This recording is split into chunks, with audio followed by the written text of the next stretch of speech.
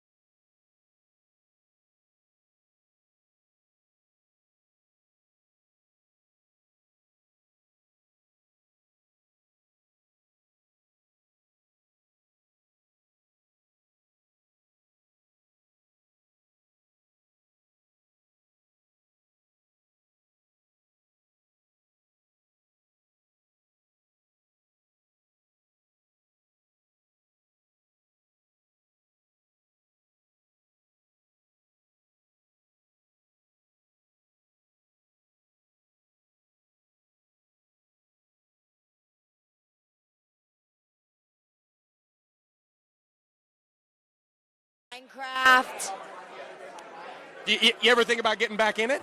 You know, I haven't, but I should. You should. It's fun. It's so fun. It's so much fun. It's so fun. Who are you most excited to see here tonight? Ooh, God. I mean, I heard Cynthia Erivo. I don't know. Is she going to be here? Yes. She's going to be here. Oh, slay! Yeah. She's going to be here. Oh, as she should be. Yeah. She's not here yet. Not the hair! She may be running there. Last time I was here, I was at an event where Industry Dance Awards where Liza Minnelli was coming. Oh my God! Oh And my it God! was Oh my like, God! Oh my she's God! not here until she's here. Yeah. Everyone will know. Yeah. Yes, No. everyone will know. What are you working on lately? What can we look forward to? I have so much happening right now. I just announced my tour, JoJo See You Live. Yes. I'm so excited about it. It's like, think about a concert and then an after party, and obviously the concert's by me, but the after party is as well. And it's going to be so fun. It's going to be audience interactive. DJ said it's going to be a blast. And tickets go on sale March 29th. You can get them at jojoseeyoulive.com. Fuck yes! Chat. We call him Chat. You know how it's Yeah, Chat. You got it. You got to go see JoJo. I saw you at Miami Beach Pride. Oh. I think was it last year? That was my last year. Yeah, that was my first time performing live as an adult. It was incredible. Wild. So we really enjoyed it. So Oh my God! Oh my thank God! Oh you my so God! much for Thanks for stopping with us. Oh my God! stopping by. Yes, enjoy your evening. I am Have a fucking great time. sweating right now. Take care. The bolo looked fabulous. I need to get a gem certificate. Holy Look at fuck! us. That was cool. We're doing yeah. Okay. Oh my God! I can't Hi. even. Why can't I hear anything? Hello there. Oh my God! I love her. Yes. Hello. Hello. Wow, you look Do they even know who fabulous. she is? Meg So do I use Stalter this mic? You can use from whatever mic. Hacks. Oh, okay. What are you looking forward to this? Can you? Neither of them have watched first of all, Hacks. I'm really excited that JoJo Siwa is next to us. And I feel like I'm in the background of all of her They literally videos don't ask and their interviews. names. I'm a huge fan. Yeah. Come back like a boomerang. But Yeah. I'm so excited just to celebrate and to see everyone and Yeah. see our Hacks I'm family dying. and celebrate with them Yeah, as well. absolutely. Is there anybody in particular that you got your eye on that you're really excited to see? I just. JoJo. But I saw, so you've accomplished yeah. everything you needed to accomplish. I tonight. hope one maybe that she'll let me sing with her. Oh my gosh. Come on. Dude, if you think that I I think haven't I'm, texted Will a gonna ask million her fucking to sing with me times. tonight. Hogan, holy shit, thank you for I the don't think 10 it's that gifted crazy subs. to let me on a track. No, of course not. I don't think it's that crazy Oh either. my God. Can you tell our audience we're live on Twitch? No, Do you I'm watch super Twitch? excited for them. They're doing a Yes. great job. Let me Who just you be watch? clear. I just watch everything on there. I'm You the watch number everything. one You don't Twitch need fan. I'm my not a friends friend call of- me Miss Twitch. Oh, okay. You guys, I'm always Christian and I watching have Twitch. been You must texting know- each other. You must know Hassan Piker. Well, yeah, of course. Well, I'm number one No, fan. it's okay. We actually, the answer that we would love is if you didn't know. Oh, God, Okay. is that that's No, a, I'm just. No, we're Austin taking everybody. didn't know what Really? Glad He's being a petty bitch. Don't worry about it. Stop. I'm that a sweating villain? right now. That's I've been bad. running No, around. No, you're good. No, you're fine. Tell the is that audience. your villain of the Twitch? No, he's our best Oh, friend. He's our best friend. okay. We're just giving him shit. Oh, just giving him a little Yeah. razz, one of your love languages. Tell us what we can look forward to. Is that one What of look your forward to villains? tonight? Yes. No, look forward to with you. Yes. Oh, well, of course. Well, Hacks season 4 Hacks! coming soon. So exciting. Yes. And They don't know it! our show Too Much. Lena Dunham's new show is coming out Will, later this tell year. her I'm And, also, you can look forward to Tell me having Meg an amazing time I'm in LA. the biggest Amazing. Well, it's such a privilege fan of to talk Hacks. to you, and I hope you enjoy your evening. Thank you. Thanks Thank for you. staying with even us. I can't type wait right to now. Tune in. Yes, Look at your please. phone. Tune into Twitch. Miss Twitch, everybody. Tell Miss Meg Twitch. I'm the Thank you so biggest much. fan of Hacks. Hi. Tell Meg I'm the biggest. Yes. Excellent. Thank you. Marin Morris, Oh my God. country music. Marin Morris, you. Sorry. So I did my research. Austin! Hi, Marin. Hi How there. are you? You look fabulous. Thank you. We're in a new era. Yes. You look fabulous. Thank you. Both of you. Thank you very Oh, much. we do our best. We can't dress ourselves. Somebody else had to do it. Same. Yeah. Oh Impossible. my Sweatpants from the God. airplane, yeah. So, Marin, what are you most excited about this evening? I mean, I am just fucking got here and I sweating already right feel now. Like I've seen every person I've been obsessed with since I was a kid. I just passed Patti LuPone. Yes. Lil Nas and I are presenting an award Okay, tonight. Will Yes, very being like excited. yes about Patti LuPone. What He award are hates you musical presenting? theater. It's a Oh, Oh, it's a secret. don't. We can't but- say a word. But it's very top of the show, so you don't have Okay. All right. Excellent. to, yeah. What are you working on right now that's super exciting in your career that you'd like to tell us about? I just announced my 4th album. It'll be out May 9th. First song came out today. Yeah, it's like a whirlwind. I'm kind of glad to cap this off with the GLAAD Awards. Yeah, no, it's absolutely it's Yeah. fantastic. What do the GLAAD Awards mean to you? What did you do to Austin to make him take Will? I guess I'm not a gay man. First time at the LA, so I mean, it's just wonderful to see every walk of life, every genre of music, like in a blend tonight, and I'm just gagged by the fashion. As It's a privilege JoJo to have you Siwa here. walks It's a behind privilege to her. speak to you. We're big fans, and She we're looking I forward love to your martini I'm tattoo, gagged by by the the way. fashion, and Fresh, JoJo I was walks like, by. it's probably still gross, but thank you so much. Looks gorgeous. It's a new guy. Oh, I am Thank you so much for deceased. speaking Thank you to for us. stopping Have with a good us. night. We're I excited am for the award. deceased, Yeah, y'all. Yeah, I think we were supposed to grab. Yeah, we'll grab it. I love it after. Okay, wait. Did he talk to He does not remember the lover host. Yeah, we'll see. If you wanna, you're Did gonna he have to talk ask. to Okay. Harper Steele? Did Will get to talk to Harper Steele yet? You did a lover host for him. Okay. I don't know if he'll remember that. You're so lesbian coded. I give you the pass. I am dying that I'm not there. Like, obviously, you guys yeah, can perfect. tell I'm dying. I'm not there. Hi there. Hey there. You're how are on you? Twitch. I'm gonna give you this. Zachary Okay. Quinto. Thank you. We're live here on Twitch. Have you ever watched Twitch? No. It's okay. It's a live No, stream. Zachary Quinto I know would what not it watch is. Okay, yeah, Twitch. but you don't care about it. Honestly, we No. don't either. It just pays the You damn care bills. about it. You Just pays care the about bills. it. What are you most excited about this evening? Well, I'm just happy to be here in a celebratory fashion with our community and amplifying each other's stories and being represented at a time when I think that representation has never been more important and vital. So Absolutely. it feels like it's always meaningful, but it's especially meaningful now. Now, we have a lot of young people in the audience. Is there a message that you have to young people that are maybe struggling with their sexuality, Young people struggling to like- come out, Like me. especially in this political environment? Right. I mean, it's a really challenging time, and so I feel like. Oh my God, you know, I please heard talk this to him thing about the play that he did with lately, Shailene Woodley. which has really Please, helped me. please. Which is live small, right? Like there's so much that's existentially overwhelming right now, on the political spectrum, on the environmental spectrum, on the social spectrum, And for me, that Where's idea Patti of LuPone? focusing on what is in my sphere of influence, my own experience, the people that I love, the people that I know that support me and that I can trust, that to me is something that I can wake up every day and say, okay, there's progress to be made in that realm, and beyond that realm, maybe I can make some ripples or some influence, Yes. but that sphere that I can actually have some meaningful control over is really helpful. So I would just say live small, be true to yourself, and surround yourself with people who love you for who you are. Amazing. What's something you're doing to live small? I moved away from New York City, where I live, and I'm literally living small in a place that's like the polar opposite of New York City. So I've Will gone needs you to just inward. ear feed him I'm spending a questions lot like of a time in producer. solitude right No, now. he's doing Like, a great I really job. Let me be have, clear. I've Let really me sort be of clear. changed I'm the just paradigm dying. of my own life in the last couple of months, and until I have to go somewhere for work, I plan to keep it that way. Excellent. All right, I'm obligated to ask you. We're on Twitch. Do you play any video games? No, but you know what? I've actually lately really been craving video games for some reason. Pause. That's the pinnacle of living small. I know. Pause. What's more You're far intimate too than straight to be playing some video moderating games? Yeah, this so event. maybe I'll Career have to chatters get a keep saying console. wild What would things you without a recommend? one band look. Yes. No, you Baldur's don't. Gate is like You the do best not. game ever made. It No, came no, out. I'm talking Right up in my console. water. Oh, play Um, on your PC. Oh, really? Yeah, absolutely. Ice Wow, Killer, okay, and thank you for Baldur's the Gate? 30 months. All right, Pudgy you Face, heard it thank you here for the on 9. Twitch, Frick, thank you for the Baldur's 12 Gate. months. All Minnie right, G, thank you thank for you the tier guys. 1. Have a good night. Boone, thank you for the 20 months. Thank you. Where's Patty? Where is she? Wait, you guys just saw her? I'm having a blast. Started nervous. No, I'm it's all good. sweating. Like, I'm literally sweating. Will, fucking Somebody hell. said my heart rate's at 200. No, it's not. Will I feel relaxed. grab Patty Cool 60. Lupone. Me and Christian have been texting one another. Grab Patty Lupone. Theater fucking legend. He ain't We're gonna reading speak to anything. Lil He's Nas been X reading next, some chat. stuff. He read the stuff on Harper Steele. My text on Harper Steele. Oh my God. Where's his phone? Where's his phone? Please, come on, man. Oh, this is gonna kill me. What are you doing? Dochi's right there, chat. Patty's publicist is the lady in blue. Wait, with the blonde streak in her hair? No, I don't know if Austin's gonna. Oh my fucking God.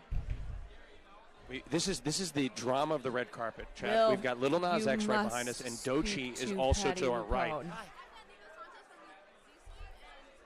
We were just waiting, and then he's Oh! almost done. He's almost done, but we'll right Oh! after. Yeah. No. We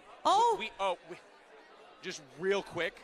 They're friends. They're- Is the only reason we're waiting. Yeah, real quick. Oh and my then right God. after, if that's okay. I'll talk to Nico Santos. Is that what I was supposed to do? Was I supposed to do that? Oh my God. Turn up their volume. Okay, I got you. I didn't know what else I was supposed to do. Hold on, let me get my water. Hey, how are you? Thank you so much. I'm just trying to keep up with you. How are So, you? do you remember doing a show with this young man? You may not.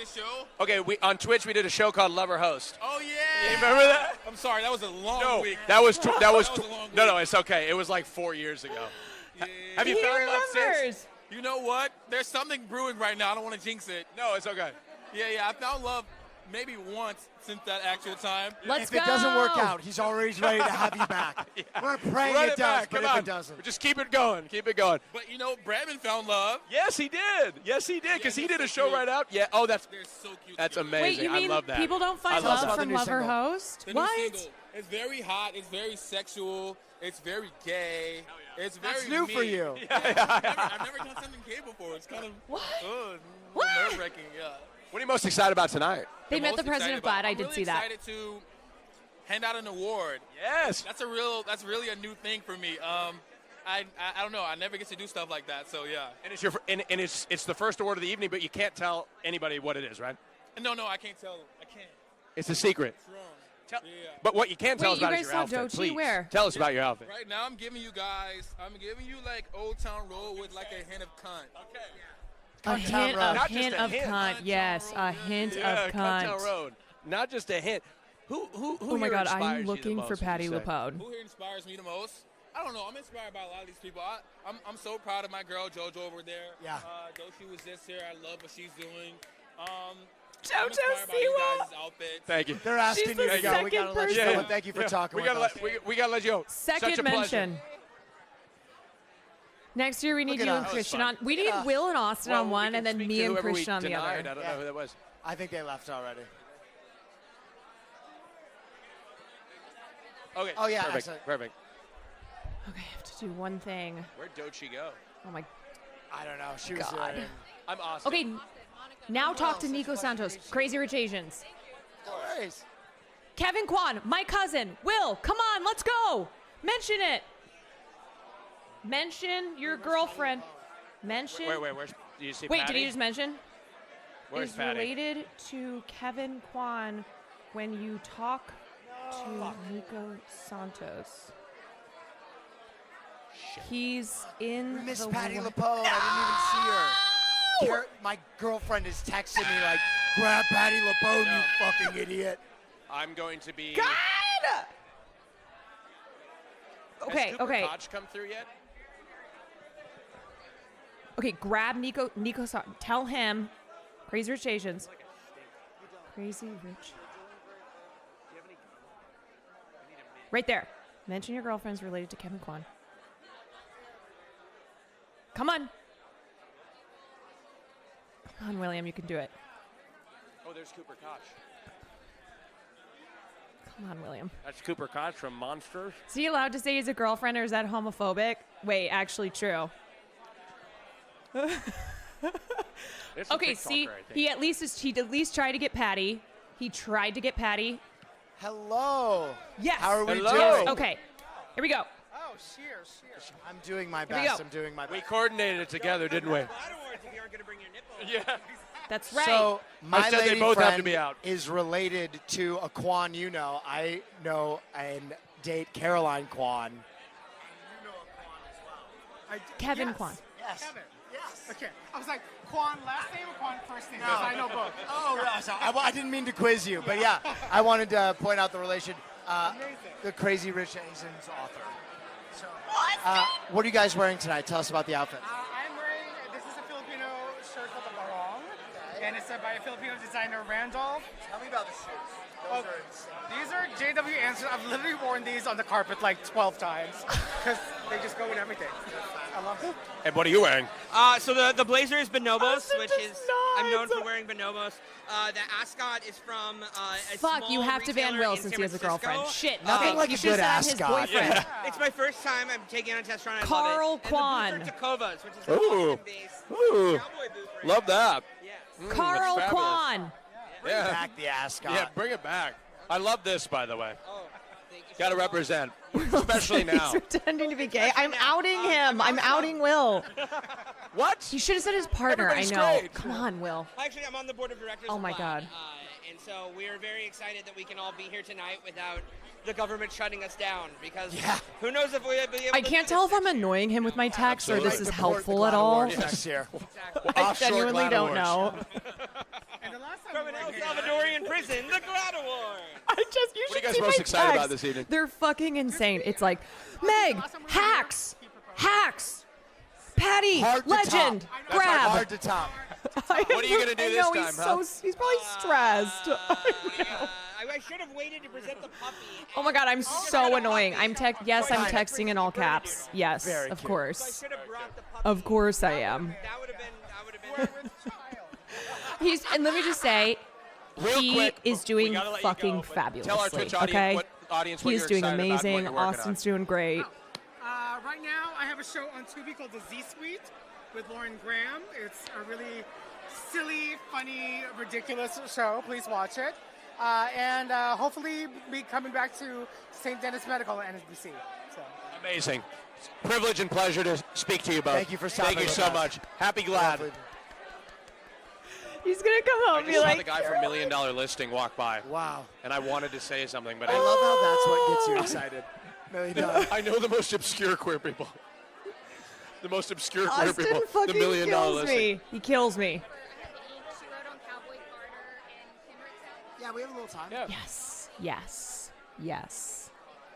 Wow. Their mics peaking is so Wow. funny. I know. Wow. That is a bolo Incredible.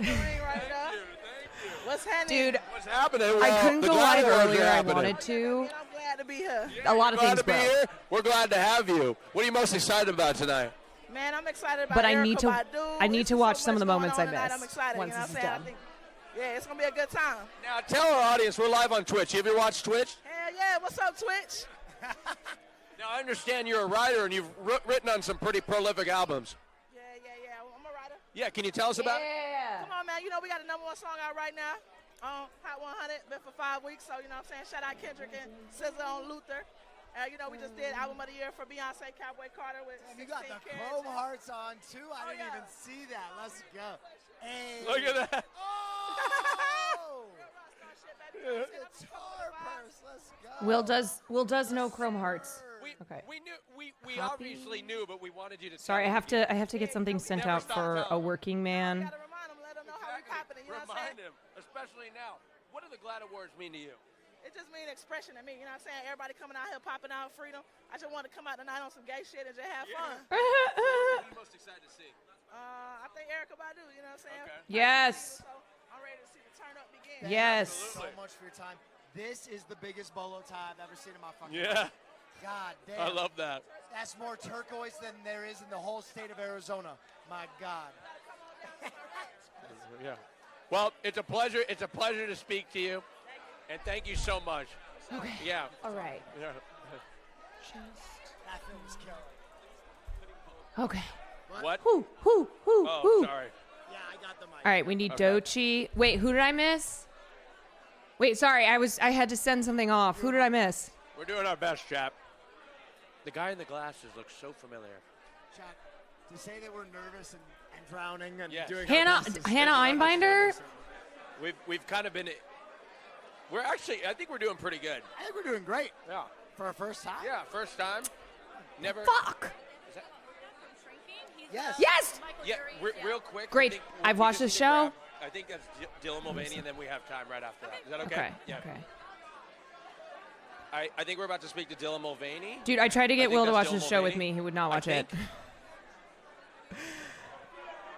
I just. Yes. I'm Hello, Will. It's me. Mic check. Microphone. Shrinking, starring Harrison Ford. I'm starting to figure out Yes. Levels. what is Dylan working on right now. I don't know. Okay. Well, we'll have to tell him. Dylan Mulvaney. Muted. Very bad. Audio is ass. Chat, you can give us some info on what. Dylan what Mulvaney she has is like a doing. musical. Better. Good now. Levels. Is Erykah Badu here? Wait. Dylan Mulvaney has like a podcast and a musical. I need to be their PR person. I know. I fucking know. I know. Oh, there's a new book. I know. That's right. I read that today. Oh wait, J. Marianne wants to collaborate. Is somebody find out if this is an accident or not? If Mari accidentally hit this. Katie, thank you so much for the 10 Hi, gifted Dylan. subs. How are you? It's such a pleasure Thank to you, meet thank you. So nice to meet you all. Are we on Twitch right now? Yes, we are on Twitch. Oh my God, that's one of the few platforms I haven't put my stamp on yet. Well, you need to get on Hello, Twitch. Twitch, it's Dylan. Yes. It's Dylan. Well, we're so excited to talk to you. What are you excited about tonight? Oh my God. Well, I love gay people. Yes. I am. She probably excited meant to see raid. Sophia Revo in person Yes. tonight. You're holding space. I'm always holding space Yes. for her.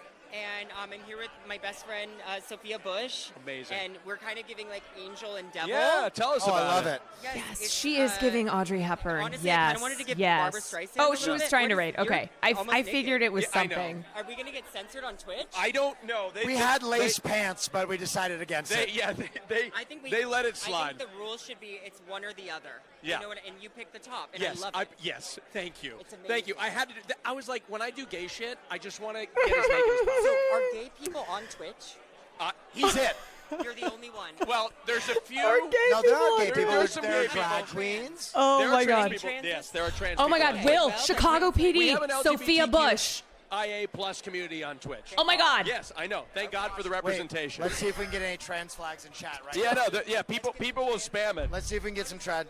Wow. So there's a chat here. I'll show you. We'll say Check it out. bigger, faster, stronger, transer, and there, boom, already.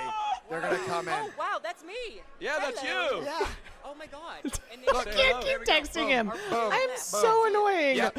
And both of us. So those are. There you go. Oh, There you go. I'll give a real one. Yeah, there we go. So I understand you are releasing, or you just released a new book. I released a book called Paper Doll, Notes from a Late No, I'm Bloomer, so annoying. New York Times bestseller. I didn't believe that was going to happen, and it did. You ever want to write a book? I can't write. I'm terrible. I'm terrible, Dylan. Would you live stream you writing it? Like, I was thinking. I'd lose my Austin whole career. live streaming I like accountability. him writing a book. So I think there is something about making people sit there and watch while I type, because then if I try to watch Netflix or something, they could call me out on it. Now, Dylan, if you wrote a book on Twitch, everybody would watch it. You think? 100%. Maybe that's my way in. You just take a camera, start streaming. That's your way in. Damn, I'm in. You Yeah, could have that- ended that- at that's the Austin way. live streaming. I You know. are such an inspiration. Thank you so much. Thank Such you a for your privilege. time. Yes. Bye. Thank you, Jay, Dylan. Marianne, thank you so much for the raid. What? Welcome in, Wait, everybody. Wayne. I'm Oh my peeping God, the Wayne. end. I have to speak to Wayne. I'm Wayne peeping Brady. the end of Will and Austin hosting the GLAAD Awards. I am dying. There have been so many moments where I'm like, been texting Will and Wayne Brady. okay, they've got this How one. are you? Will's got Wayne Brady handled. Whose line is it Hi, anyway? Ashley. Hello. How are you? Wayne, can I just quickly? Sheepy, we're thank on you for Twitch, 6 but months. for you, Yeah. you If I were meeting personally- the Jets, he'd be blowing my I phone did up. Second That City is in true. Los in That is Chicago, true. Groundlings in Los Angeles. Your improv, Yep, everything yep. you do was such an inspiration to me. You are one of the most talented men on the planet. How did you get so quick? You know that's a weird question. I know it's a weird. See, look at how fucking quick he It is. doesn't make any sense. Like you know it doesn't make any sense. I know. You've got right. Then don't ask that. I think the better I'm- question is. Oh, the better no. question is, how did you come to do the art that you do? It's just fun. It's play. It's learning to engage. You kinda cooked it's being him a a shy bit. kid that finds a thing. You that were makes shy? it- Yeah, because most people that run around being loud are assholes. True. So I That's think true. that like it's mostly the shy kids and the kids that love to read, the kids that imagine, the kids that play D&D, the kids that are trying to find themselves, like a lot of queer kids. You're trying to find yourself. You were attracted to that, not necessarily the comedy to make people laugh. He I think cooked it's him to lovingly find like a an unk. thing. Oh, yeah. And that's the thing. I think that's Yeah. the club. That's the question I like, because that's the thing that really touches you. Yeah. And I can see that in all of us. Anybody that wants to be attracted to an art that makes you go, oh, well, yes, and I can be a superhero, or I can be a talking cookie on stage. That's the thing. Now, Wayne, you recently came out, and we have a young audience, and I'd love I it. love Twitch. Yeah, I know. There's a big audience. There's actually a big queer audience on Twitch. Do you have any words of encouragement for those that are struggling to come out? Absolutely. Especially because you're young. He came out as Don't pansexual let in the world August tell you 2023. that you're not ... that you're not manly enough, womanly enough, whatever Right. you are, black enough, tall enough, just learn who you are. You come to find who you are. That's what gaming does. Gaming and fantasy and improv and comic books and that whole world. Learn Preach. who you are. Don't listen to these jerks. Yeah. You mentioned gaming. What games are you playing? Right now, I'm stuck on the latest what's the newest zombie level? The Tomb. Oh, Call of Duty Zombies? Yeah. Oh, yeah. That's my. You're getting stuck forever on that. I've Oh my been God, these stuck mics. on that. Like that's all I play right now. That's all. infuriating. As soon as I leave here, I'm going home. Looking for the Easter eggs. I don't have time to sit there and enter this room. Left his shoot audio. a pebble, have your character jump 3 times. Who makes that shit up? No. So if anybody watching wants to help me out, I'm Luke. I'm your daddy on Xbox. Let's play. Add Wayne on Xbox. I got to connect you with my friend Noah J. He's the guy who does all the Noah Easter eggs. He's the one who discovers J. them. I'm going to connect you. Noah. Yeah. Yes. He will take you through. Thanks. Wayne, it's I'm gonna let such a you go. pleasure. Oh my Yes. God, Yes, Noah please, J go ahead. shout Yes, out. please. Hi, Miley. And Jason. Oh my God, they are beautiful. For best reality show, so it's a family affair. So I didn't want to be. No, absolutely, no worries. Congratulations. What would it mean for you guys to win? This audio. It's just another reason to celebrate our family. God, she is so pretty. Allieships and members, yeah. We're all rooting for you, and it's we absolutely are. And again, such a fan. Thank you for stopping Whose with line us. is it anyway? I grew up watching. I'm sorry. I'm so sorry. I love. Yeah. This is why audio production's a whole ass salary job. Yes, it is. Yeah. We love our audio Thank you. producers. I appreciate it, Wayne. Such a pleasure. Yes, we do. I'm taking notes so I don't have to deal. So I don't have to go through this. Start streaming. Oh my God, there's Sophia. She looks so fucking pretty. No, you don't need. I didn't even recognize her. Everybody knows how to. You can find somebody that Oh my does the God. tech. You just get on the camera. Find somebody that does the tech. Start with Call of Duty Zombies and we'll build up. All right. Thank you, Wayne. Thank you, Wayne. Oh, look how excited he is. I'm not gonna lie, that I meant everything I said to him. That is one of the guys that got me into improv. Yeah. That's him. Chat, we might have. Aww, this is cute. We completely lost our cool. We both melted, dude. Lost our cool. We both melted. We lost our fucking cool, both of us. I understand what Oh, Sean Kingston shit. meant about women so couldn't help beautiful you want to die. Yeah, Sophia is That was so cool. Dude, I used to. I have to let you guys So know. gorgeous. My dad and I used to watch. God, I can't believe she's just standing right My dad and there. I It's used like, to how do watch- you not He's even getting just lean styled. over? Yes. Well, she's probably interviewing, so. You smell I fabulous. know. I just Is smell Austin wearing fabulous. a cross necklace? You're great. Little Spice Bob. Hi. So my dad and I used to stay up late I'm sorry. till Yes. I remember it came on at 10 o'clock. Whose line is it anyway? And I would always watch all the episodes with Wayne, and I look forward to when he would do those songs. Yeah. Incredible. This is cool. Oh my God. So cool. I'm overwhelmed. Me too. I'm overstimulated. Me too. You must go talk I'll to. do the mic on this. Oh yeah, sorry, chat. We're fucking up the microphone. Yeah, our coordination is back. Yeah.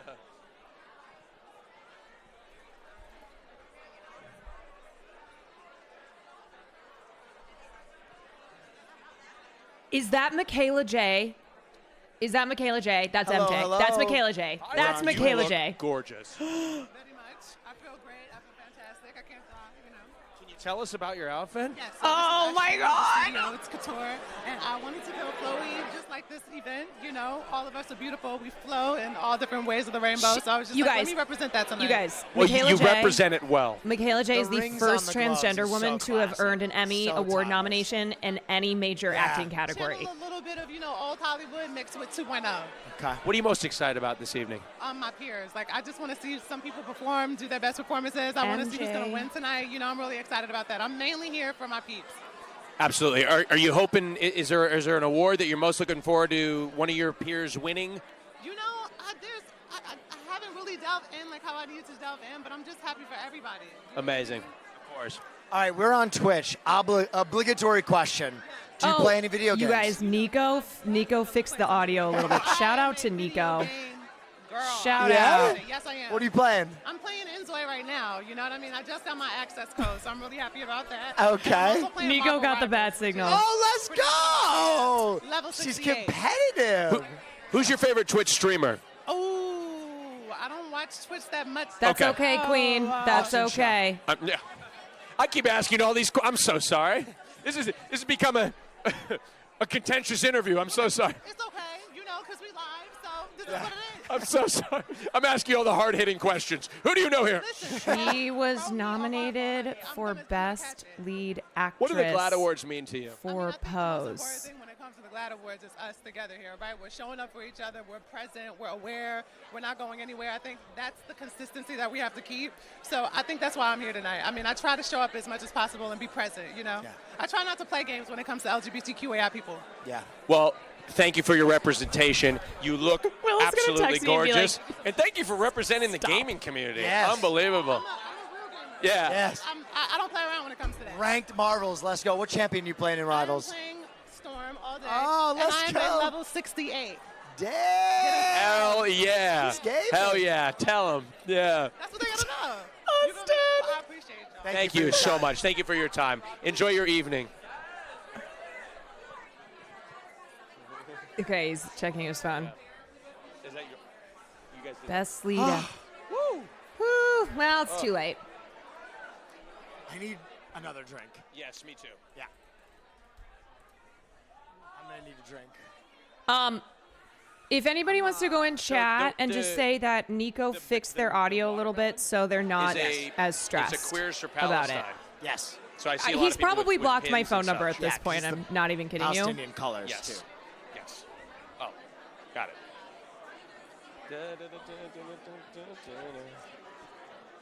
I don't know if they were stressing about it or not. Austin, somebody in the chat said Austin doesn't know 90% of the people. How the fuck do you know that? Huh? Don't acknowledge that. Don't acknowledge that. It's not true. Has Will seen Wicked? Do you want to talk to Twitch?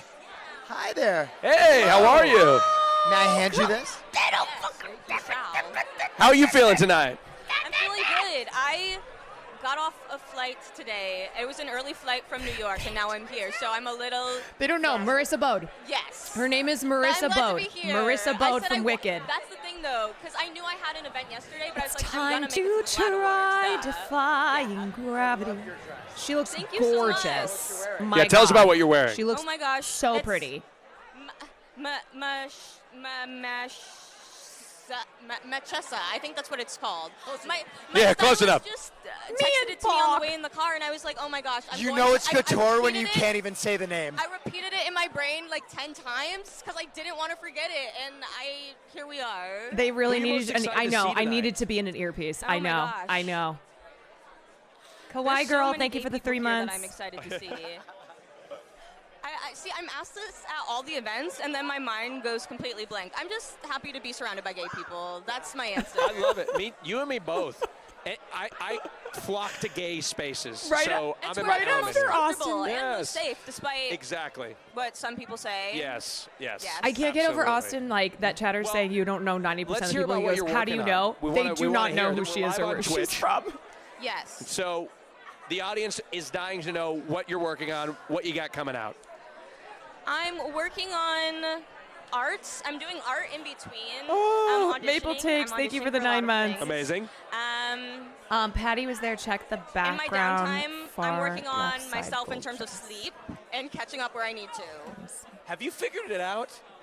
I'm getting there. I'm getting there in terms of I preserving see her. myself when Yeah, I need I to, see her. saying no to certain social gatherings when I need to. Because I'm an introvert at heart. Yeah. But it's a process. I'm for trying sure. to figure out the sleep thing too. Melatonin, Benadryl, Yes. everything. I'm like, hello, why can I Yes. not sleep? Yes. I Time understand to the struggle. I try live that with you. defying Truly. And I'm happy you're gravity. figuring it out though. Me too. Yeah. Me too, Because King. sleep is so important. Wait, I'm Obligatory Twitch question. waiting Do you for play a any video break games? so that I can You look know at what's this so JoJo funny Siwa is story. I am. Can I swear on here? You may. I am dog shit at video games. Okay, fair. But my roommate's trying to She's teach me so Marissa cute. Bodie Gaming on Twitch, actually. Okay. He's he trying to streams on teach Twitch me. and I he's hope dog you're shit at games. happy. It's- Yes, we're going to talk about it's Kirsten fun. I'm Chenoweth. learning. Yes. I'm having fun learning along the way. We've been playing Five Nights at Kristen Freddy's, a Chenoweth. classic. That's been fun. A few other spooky Heidi, games that thank I'm you for forgetting the the name 4 of in months. between here, but it's been a lot of fun. Amazing. Well, you look beautiful. Thank you. Thank you for being here Yeah, and Austin representing. asking, what do you And have get coming some up when she has sleep, for Wicked God's Part sake. 2? I will be sleeping. Okay. I have Do you my think makeup this wipes might in be- the car per Good. usual. This might be the first 12 interview hours, where no but one's yes. asked her about Maybe Wicked. 12 is too much. Whatever we can get. As much as I can get Right. currently, yes. So nice to meet you. Lovely to meet Yes, you. yes. This might be Thank the you. first Take care. interview she's ever done where nobody mentioned Wicked. Sure. Yes. Hello, Nick. How Hi are you? there. Yes. We follow each other on Instagram. Nice to meet you in person. Nick, I'm Will. How are you? How you feeling tonight? I'm feeling good. Feeling gay. Good. Me too. I think I just on my FYP He's- saw a TikTok of you, of them shitting on you for being into twinks so much. Okay. Yes. Well. Okay. Yeah. Defend me. I just get one of those videos at least once a week. Wait. Okay. Are you going to defend him? Because it's okay if you don't. No. Okay. So here's the deal. It feels like we're both on this side of the room. Hold And on. I didn't take a side yet. Here's the deal. Here's the deal. The craziest thing is I haven't made a twink-related clip in months. Why does the algorithm keep Well, I feeding think you it those says clips? more about me than. No. Wait, isn't Fair, he in Dear... fair. Wait. That's so he's you in the watch, twink You tube. watch the podcast. I do. Yeah. Wait. I love it. So you know Hassan Piker. I know of him. Okay, but you don't really know him. Right? You guys, he's in Dear Evan Hansen. Oh my God. Why am I? He's in Dear Evan That Hansen. picture he posted. Yeah. Insane. the underpants one, we were all offended. We were all offended. I know. He My didn't even dad think it had was to Too leave much. his You know family. what? The most fraudulent bitch part of that is when he was like, "Yeah, it was a progress photo." My dad had to leave. He knew. What We're glad to see your dick is losing weight. Yeah, exactly. Exactly. Yeah. Tell us my what you're God. watching, what you got going on. I just had a movie came out a couple weeks ago called The Parenting on Max. Yes. It's a super fun horror comedy. It's campy. It's gay. It's spooky. Love that. It's really dumb. So like, if you're gonna watch it, definitely smoke a joint before. It's Perfect. Parker Most Posey's in horror it. Parker comedy is, Posey's and in it's it. the best type. Yeah. It's camp. Yeah. I love that. Yeah. I love that. Who are you most excited Oh to see my tonight? God. Other than us. No, just Other than you guys, of course. Cynthia Erivo. Yep. Okay. Definitely. Holding space. Yes. Yes, definitely holding space. All of the Hacks people. Yes. We just talked to them earlier. I mean, that show is so good. Yeah. Yeah, it's Doechii. It's we've so- seen a lot it's about the best. Doechii, JoJo Siwa, Lil Nas X, Wayne I heard Brady. Erica Badu was here too, which Who? Erica Badu Yeah. was here. So. Yeah. So many people. I'm overwhelmed. Cooper Koch was a big fan of him in Monsters. So handsome. So handsome. Yeah. Professionally. Anyway, professionally. Yeah. Well, you look great. It's so nice to meet you. Oh my God, in that's person. Joshua Jackson. I Oh my know, God. yeah, Oh my nice to God. meet you in Oh person. my God. Love your stuff. Oh, yeah. that's Joshua Jackson. Take care. Right fucking Yeah, there. thank you. Hi there. Hi. I love your Hi, coat. ladies. How are you? Thank you. Yes. Good. You guys look fantastic. Thank you. So do you. I fucking We love your tried. coat. Where is it from? Oh my gosh. Those must be impossible to use your phone with. They are, but you know what? I am impossible. They're coming off as soon as we get off of this. I feel you. I'm living my life in this. No, keep them on. Okay, See how long those they'll are last. sick. Love those. Don't listen to her. She has no idea who it is. I know. I thought it was Harry telling everyone Hamlin. she's You know, wearing like Harry Lisa Hamlin. Rinna's husband. What is it? We have no clue. But it's Is that her book? The one thing we do know is that it's not Harry Hamlin. Okay, you know what? I don't know what the hell I'm wearing either. He makes good sauce. He makes what I'm good wearing, sauce. but Okay. But not clothes. Why wouldn't he make good gloves? It's okay. No, I mean, You he look should, fabulous, maybe. whatever it is. But Thank yeah, you, thank I'm you. channeling like I don't know. What am I I channeling? think like, yes. Okay, the truth is, we Scratch? went to an archive. safe No, let's tell them the truth. gems, The truth uncut is, gems. we went to an archive one day Uncut on gems. mushrooms. And Lido picked rabbits. Archive. Lido Archive. I'm That's Josh the truth about our Safdie's outfits. muse. That, to be honest. Wait, that they makes she was so on much BuzzFeed? sense. Is that a diss? No, I love it, but the gloves feel like something you do on mushrooms. Everything is Everything we do. She used to work at Tasty. Well, they're telling us we have to wrap it up. but BuzzFeed, please BuzzFeed. Tell us about what we got going Oh on. my God, it's my cookbook. I wrote a book. It's called Scratch That. It's a cookbook, and it comes out April 22. It's the best. Can I look at one recipe? Random recipe. What are we gonna do? We're doing green eggs. Dude, and I'm ham pretty sa- sure okay, we'll that is help start fire. Tasty at BuzzFeed. That's also, it's called Scratch That. I'm using it. Do you have your wallet? Oh my! Guys, No, you're live. You're live. Don't share those. I'm using it as a Someone will buy a sofa in Abu Dhabi before you know it. real. This is real. I'm using it as my purse tonight. Will I mean, I love was that. BuzzFeed. Like, you always be selling. He literally was. I have that same card though. It's a I great can't card. do much with these gems. Great Get point. those miles. Uncut gems. Uncut gems. Uncut gems. Buy the book. first Listen to Made It page. Out podcast. I can't get there. I can't get there. But you know what? It's full of fails and successes. It's beautiful. Can you help me out? Where did Here. Oh. She took your cards. She took your cards and kept them card. safe. Did I get robbed? Yes. She just bought a couch. The one you opened up to? How did I do that? But this is the fail of that original. This is the last. If that's a fail, it still looks beautiful. Well, yeah, of course. Alex because you know what? Traeger. Your failures are Okay, beautiful. okay. And Alex you have to make Traeger. mistakes too. I think my dad said that about me. You have to make mistakes to learn in life, which is how we all got here. Yeah.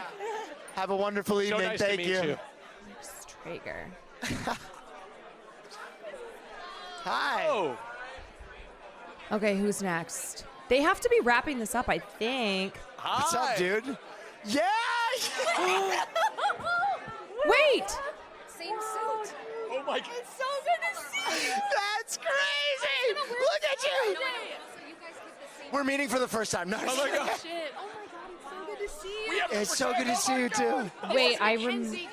Hi, Mackenzie. Yeah. remember We were at full screen together. Yes, full about screen. A million that's, years oh ago. my you look so God. You look so good.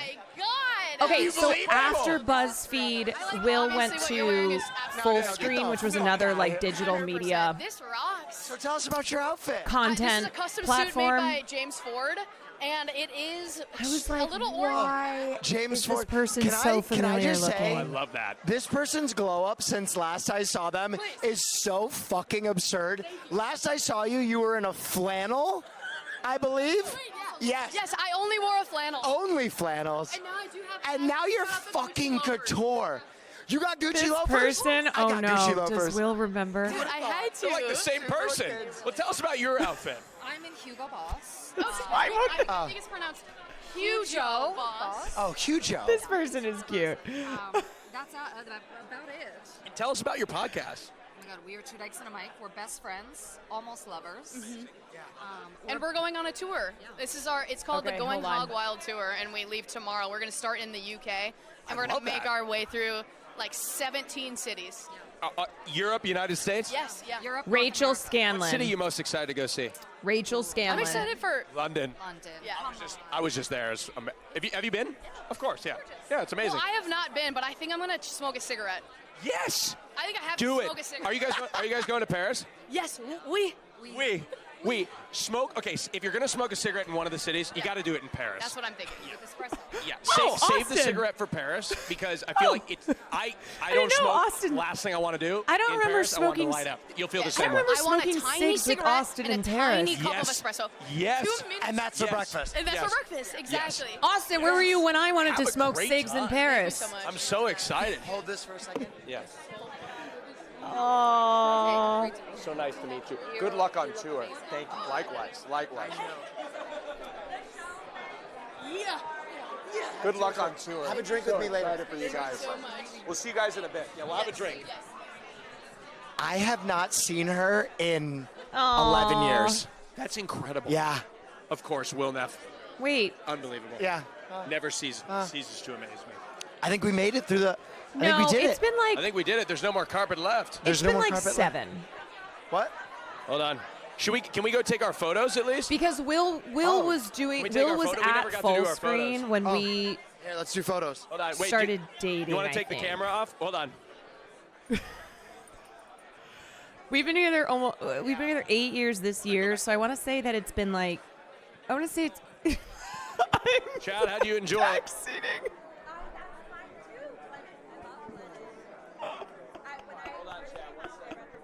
I am the most annoying IRL chatter, actually, though. Actually. Okay. So while they're doing this, let me talk to you guys because I just went straight into the stream. I think they're probably wrapping up. Okay. Also, I might end up doing a short stream because Will was like, "Do you want to come to the after party?" And I feel like I should go. Even though my hair is really greasy and I'm sweaty. He invited me to dinner, but I was, what did I have? I was like, no, I can't. I should have gone. What is my problem? So he said, Guys, thank you so much for watching. That was so much fun. Okay, they're I'm gonna be wrapping up. honest. We were both fucking terrified. Yeah. That was one of the most terrifying things I've ever done. oh, But I fucking loved it. go I'd give do it him again love every in the year. chat. Go give That him was love. incredible. What Glad represents is amazing, Guys guys. Go check them are out. amazing. Oh my gosh, they're We're not gonna, done. we have to go take our photos.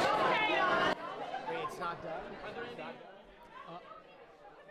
Oh, they're bringing in more people. Hold on, they're bringing in more people. What? Put But I the thought the camera show started at 7. down.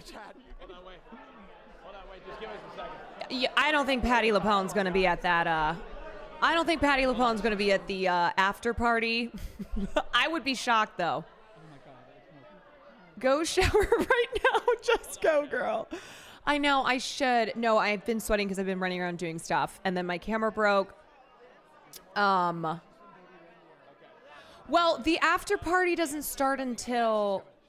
it doesn't start until 10. Dude, why? What is my problem? Why did I not just do this?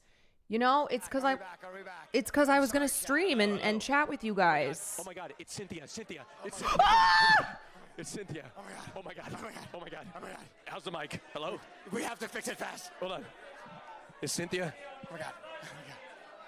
Yeah, I don't know if we can. Please. You have to take this one. I'll bomb it. Okay. Okay. Oh my God, I'm too texting nervous. right now. No, Yes. he's not gonna look at it. Oh!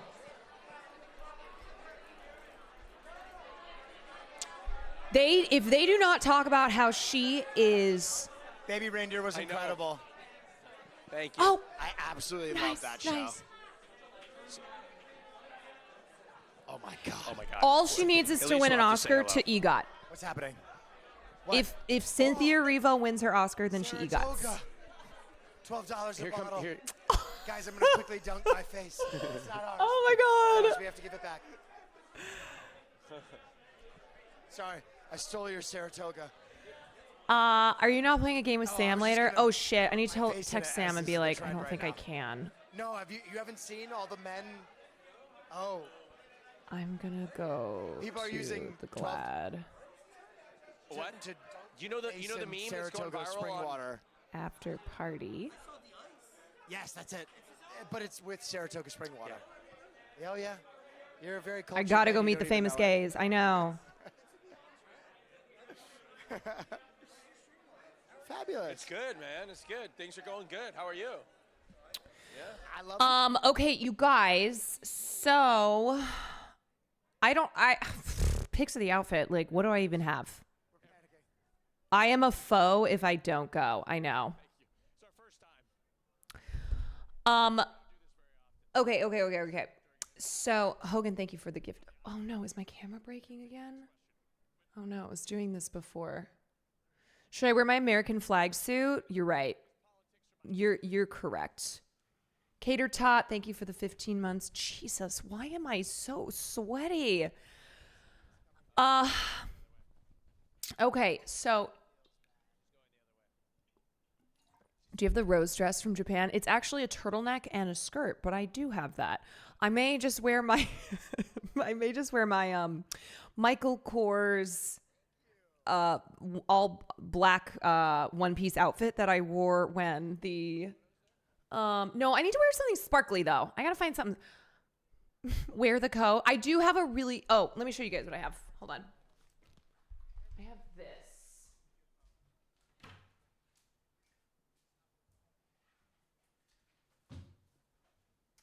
I've got her.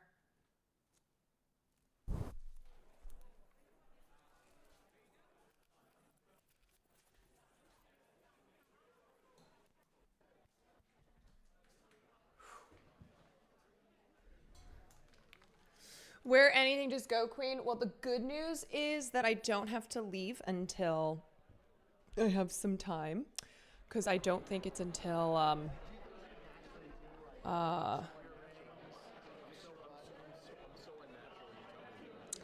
it's at like 10, I think. Oh shit, look at them. Look at them serving. Oh my God.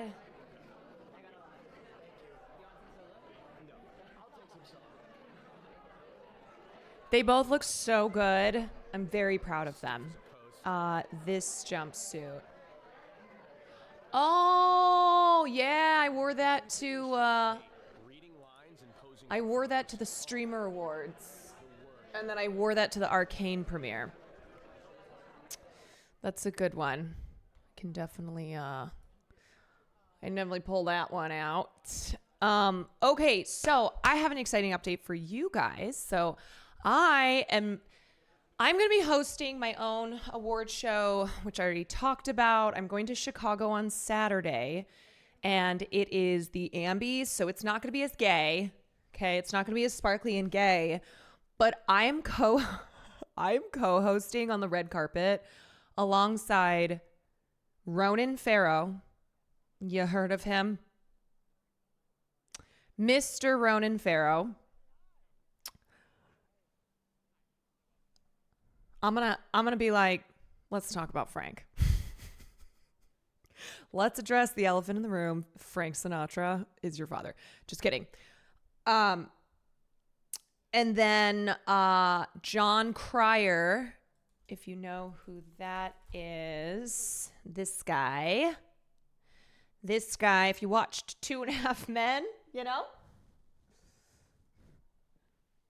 And then Matt Rogers, who co-hosts Las Culturistas, which is one of my pop culture podcasts that I listen to, and he co-hosts that with Bowen Yang. So kind of crazy that it's going to be Ronan Farrow, John Cryer, Matt Rogers, according to the thing that I got sent, and then little old me hosting on behalf of Twitch. Twitch.tv/Caroline Kwan. Will it be live on your channel? It will be live on my channel. So yeah, you guys, we're moving up in the world, okay? We've had some exciting things happen. We're moving up in the world.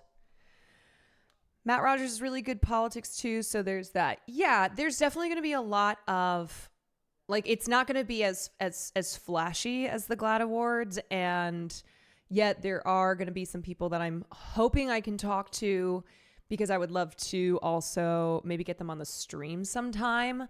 I was looking at the list of confirmed attendees. David Sirota is on there, if you know who that is.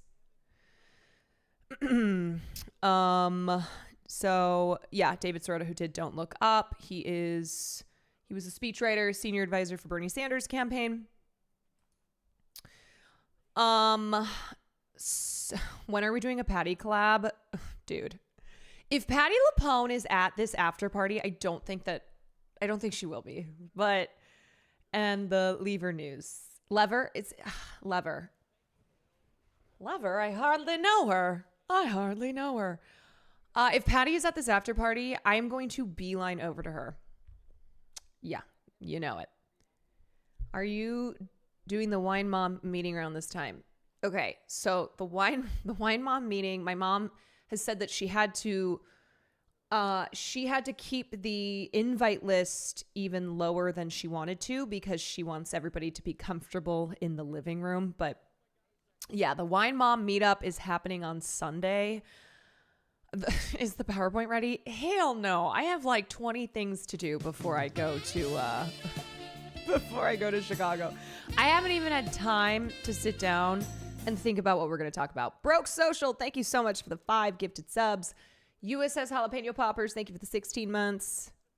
Can you live stream the Wine Moms? I am not sure yet if I'm going to do it, because I am a little bit worried about it being a crowd of people who don't understand Twitch and like accidentally doxing, like saying things that they should not. So I'm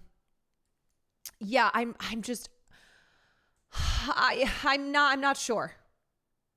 And I think it's better if they're comfortable speaking freely. I agree. I think they don't understand Twitch. I think they might worry about not being able to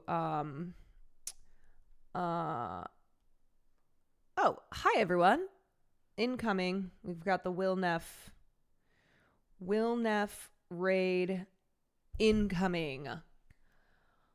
Lesbian Peepo, thank you for the tier 1. Gorfinia, thank you for the 3 months. Bella Delia, thank you for the tier 1. Pepe, thank you for the 31 months. Will Nav, my favorite GLAAD red carpet host, thank you for the raid. I will tell you guys, bless Will's soul, I was nonstop texting him. I'm surprised he hasn't blocked my number. Like, just to give you an idea of how much I was just firing off text messages.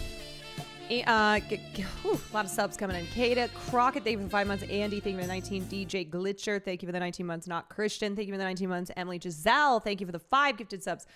My Bourbon Gamer, thank you for the 13 months. Deanie, thank you for the bits. Roms, thank you for the 15 months. I'm Jojo Siwa, the inventor of gay pop. Skill Cylinder, thank you for the 5 community subs. Terry, thank you for the 15 months. Look at all these LGBTQ allies. Dragon Army, thank you for the 5. Austin Show, my other favorite GLAAD red carpet host. Double rainbow. We got ourselves a double rainbow, folks. Notter Smoke Time, holy shit, thank you for the 20. I just spilled water all over myself.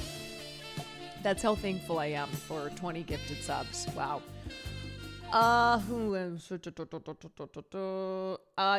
Nico Lore, thank you for yeah, everybody point and laugh. Everybody point and laugh. Nico Lore, thank you for the 2 months. There's a 35% discount on gifted subs. Oh, hell yeah. 35% discount on gifted subs, and I'm leaving on Saturday. So if you want to get your gifted subs in, now is the time. Thank you, everybody. So let me just reiterate because a bunch of people just got here. First of all, I am so proud of Will and Austin. Now, was I texting Will nonstop? Screaming stuff? Yes. Did he see some of those texts? Yes. Did he manage to interview Patti LuPone? No. We're going to have some words about that. But they did amazing. I'm very proud of them. Christian and I were texting each other he was texting Austin, I was texting Will, and we were going crazy. No Patty, no Sophia. Sorry if I already asked this. Did Will end up talking to Harper Steele? Nikki, thank you for the 19. Mumbles, thank you for the 5 gifted subs. Mick Viddy's Biscuit, thank you for the 5 gifted subs. Gorfinia, thank you for the 5 gifted subs. Doza, thank you for the 10. Guapoco, thank you for the 5 gifted subs. That's a bummer. Oh, well, maybe Harper will be at the after party. Maybe. I love you guys had to experience GLAD through your significant. Oh, I love that you guys had to experience GLAD through your significant others. And it's funny because Christian and I, we are both, what I would say is probably a majority of the people they talk to, Christian and I are more tapped into the world of what a lot of the people at GLAD Awards are, who they are, what they do, as far as like theater, musical theater, the world of gay. Christian and I much more tapped into the world of gay. Please show everyone your Patty response. Okay, wait. Do you think I wasn't losing my mind over Will and Austin meeting JoJo Siwa, the literal inventor of gay pop? Do you kids understand how important that was? Raziel, thank you for the 13 months. Zachary, thank you for the gifted sub. Oh, to Hasanabi, not that foe. We do not have foes in here. He's in. Miss Patti LuPone. I didn't even see her. My girlfriend is texting me like, "Grab Patti LuPone, you fucking idiot." I'm going to be. Okay. I'm so annoying. I'm not even kidding you guys. I'm not kidding. The fact that Will was that he didn't block my phone number and that he was reading his texts, I think our relationship can survive anything, because I was nonstop. A lot of caps, a lot of exclamation points, texts that I'm looking back on them, they don't make any sense at all. They make sense in my mind, but no. Like, imagine you're stressed out doing a red carpet. How did we do? Oh, you were so good. I was just saying that I'm surprised you didn't block my number because I was nonstop texting you. Okay. I cannot believe you guys didn't get Patti LuPone. It's okay. It's fine. It's fine. It's whatever. Otherwise, amazing. You guys looked good. You looked good. You slayed. I know that's stressful, and I was sending you a million text messages. So the fact that it didn't throw you off, we tried. I know you tried. I know, especially after I messaged you and I was about to lose my shit. I was gonna lose it, but yeah, you guys were great. You should be so happy. Go get a drink. Go get a drink. How's Austin's shirt? Hopefully the armpits don't smell. My Thai Vegas, thank you for the 4 months. Yeah. Round of applause. Round of applause. Will Neff and Austin show. That I'm not gonna lie, like I know the GLAAD Awards are big. I didn't expect that they would get to talk to that many stars. It was very exciting. It was very, very exciting to watch. And Will, if you're still here, I am gonna come to the after party because I am gonna try and find Patti LuPone. I don't know if she's gonna be there. But if you see her before then, tell her I'm coming. Okay, I also need to go so I can talk to everyone in Hacks because that is one of my favorite shows. And I talk about it all the time and I'm trying to get Will to watch it. That's like a show that I know people in here have watched because I have talked about that show so much. I wish you were there to keep an eye on the red carpet while Austin and Will did the interviews. I don't know if I would have been, I don't know if I would have kept my cool. I think I would have been like, oh my God, it's you. It's you. It's you. Wait, somebody please send me the clip of Will and Austin holding space with Tracy. Please. Please, I need to see it. Oh my God, you had that so fast, Minnie. You were ready to go. Ready to go. So this, of course, was one of the biggest moments from 2024. This, honestly, this still kind of has a stranglehold on me. But this was the clip of an interview with Tracy Gilchrist from Queer Media, Ariana Grande, who plays Galinda, and then Cynthia Erivo, who plays Elphaba in Wicked. And it's so iconic. I mean, what can I even say? And I showed this to Will, I think, because it was one of those where you didn't even need to know anything about Wicked or whatever to just recognize what an iconic clip the interview was. Loved it. Did you see what happened on the internet and the memes that were made? Austin. What was that? Okay, I'm sorry. It is so fun. I have listened to Tracy Gilchrist. Like, I've read interviews with her. I have listened to her. When Austin be like, did you see what... Like, you guys, do you remember when we went over this for hours and hours on stream? Like, we went through every aspect of this story. Every single bit of follow-up. All of it. All of it. Oh, I'm dying. Remember, she jokingly was like, oh, maybe I'll make merchandise. Blah, blah, blah, blah, blah. I love Austin. She did a whole ass ad. Austin be like, did you see what happened on the internet? Sometimes I love that Austin comes across as more of a boomer than me, because I know I'm like usually resident boomer. But having Austin here just makes me feel better about my boomer self. My Bourbon Gamer, thank you for the 5 gifted subs. That like to watch. Well, I didn't see it right away.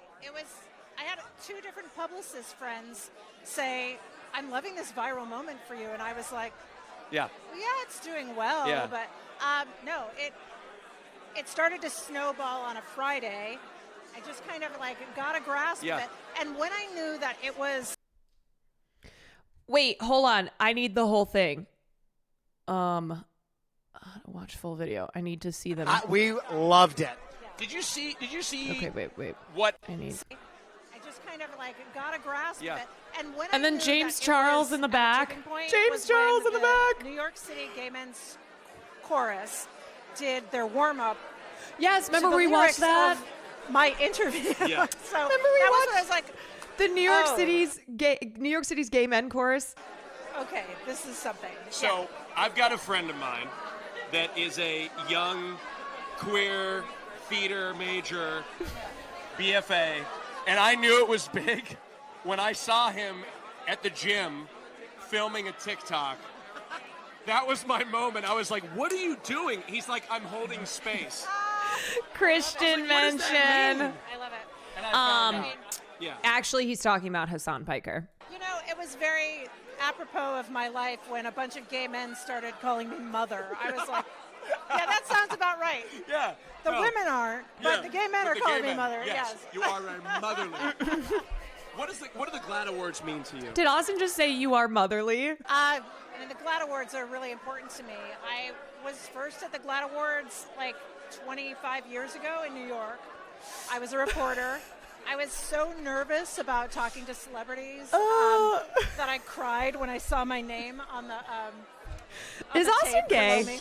That's so sweet. Yeah, because I was an actor. I love gay man. Hollywood. I love celebrity. But Mai the Tai, bigger thank you for the thing 4 is, months. This organization does so much work to ensure that our lives are told properly, are reported on properly. Queer media, baby. I mean, this is a big celebrity event, but the work that they do on the ground, making sure that we are visible, that our stories are told with dignity and correctly. You can't. Told me to crash your party. This is Holly. Hi, Holly. Oh my God, I love her makeup. Fabulous. Your outfit is gorgeous, too. It's a vintage Marc Jacobs. Oh, my gosh. So That's amazing. That's what we're rocking you look tonight. Phenomenal. Tracy said I look like He was a mermaid. called a baby gay by someone We they are interviewed. live currently on Twitch. Hello, Twitch. I'm having How's it everybody going? tell our audience what they are here for, who they're excited to see. Tell us about what you got going on. Well, I'm Holly Cinnamon, and I'm here with Tracy here. We're holding space tonight for Please do it. our queer Please. community, Please do it. and Please. I'm really excited just to kind of have like an experience with the community. Yes, holding fingers. I just have an experience with the community because I feel like it's really important right now too. Okay, somebody please link the interview for those who don't understand, Feel for those who ourselves don't in know. community collectively, and hold space with each other. It's incredibly important because we're not going anywhere. Right. You know what I mean? We're not We're going I think here, we all we're know. Here, we'll persevere. no, absolutely. Well, I think in beyond the context. meme, I think it's incredibly important for you to normalize gay media and gay language, right? Holding space was something that Queer media. you should know what it means, and there's millions of people now that actually know in their vernacular We're what holding it. space We're means. holding So it. Thank you so much for what you do, and I hope you have a wonderful evening. Oh, so nice to Will. meet you. Yes, thank you so much. Nice to meet you. Yes, nice to You meet look you. fabulous, by the way. Nice to meet you. So nice. So nice to meet you. Yes, thank you so much. Oh. Okay. Sarah who? Sarah Kate. Oh, the best. All right, since no one's doing it, I'll do it. Okay, OG, thank you. That's exactly what it is. It's the beginning of one of the So greatest. this is the moment. And when we look back on pop culture moments in 2024, this is one of the biggest moments from last year. Platonic love stories that we have. And first, I just have to say, Cynthia, congratulations again, and thank you for being our Out 100 Icon of the Year. Thank you very We are much. so honored. Thank you. Thank you very much. I'm so Wonderful. excited. Thank you very much. Yeah, well, it's earned, and I am going to go to you first, Ariana, though, because I had a luxurious time Yes. with Cynthia. So I want to ask you a question that I asked her, which is about this scene in the Ozdas Ballroom, Yeah. which is the beginning of their friendship, Mhm. and it's where Glinda steps up and stands up for this Raven, person thank you who's for the being 3 othered months. in a Mhm. moment when it's I have to really pee so necessary and badly. needed. And it's such an intimate, beautiful portrayal of a love story, really. Would you touch on that?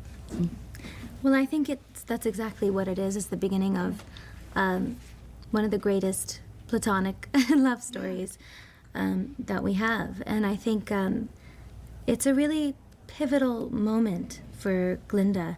She's kind of completely out of her body. She's never in her life been challenged in this way. And, you know, she's looking at everyone, looking at her, and to sort of do the thing that she has been most afraid of her whole life, which is not be liked, dare to not be liked, dare to sort of put herself in that position Okay. with Elphaba, is really loving and to try and be there for her. Did not you in an guys I see feel Cynthia badly for you way, on the but carpet? in an urgent, I need to heal this way. Spotting? Is a really pivotal turning point for her, and I hope that it inspires people watching to look at maybe areas in their life where they can do that too. She walked where the they other can way. Sort of say, Oh. how can I sort of become Okay, I'm gonna skip ahead. maybe the moment where they Okay, both she's starting to grab the finger. has a lot of friends. So that's a special moment for us. But I was just trying to keep the space as warm as possible for in that moment. And Cynthia, we didn't touch on this, I don't think, in our discussion, but I've seen this week people are taking the lyrics of Defying Gravity and really holding space with that and feeling power in that.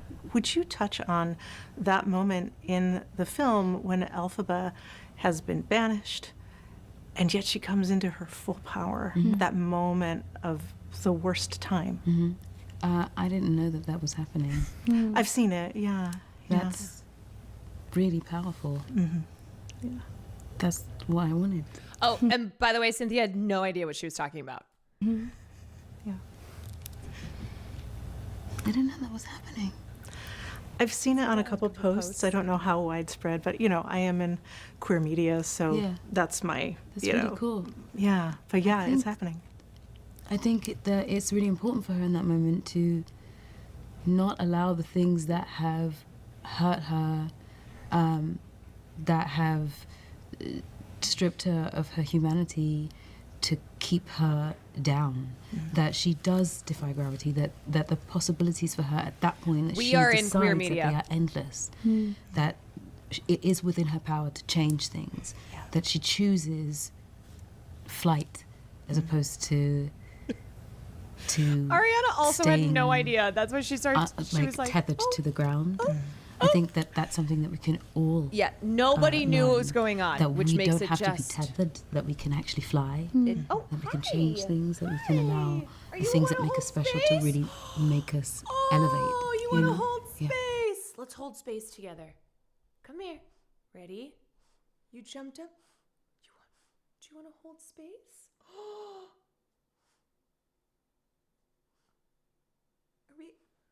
Are we holding space? Are we all here? Here, come on, everybody. Oh, no. Shh. Okay, let's hold space. Come here. Yeah. I'm in queer media. I've seen a couple posts. I mean, I don't know how widespread it is, but I've seen it. It's time to try defying gravity.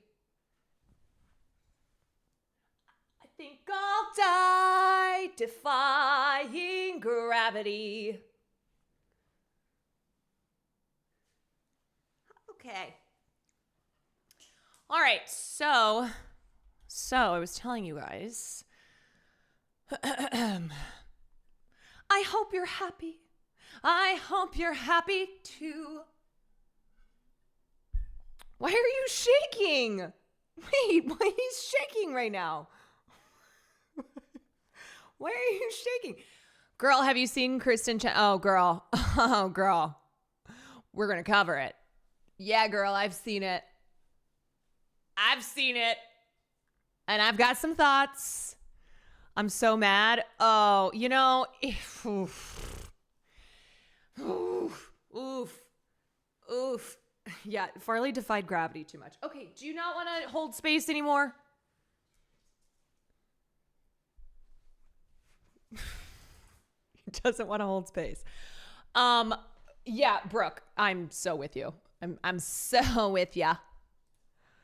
We're gonna talk about that in just a moment after I finish doing my updates here for you guys. Neon Witch, thank you for the tier 1. Lucas, thank you for the 24 months. Pure Skill, thank you for the 21 months.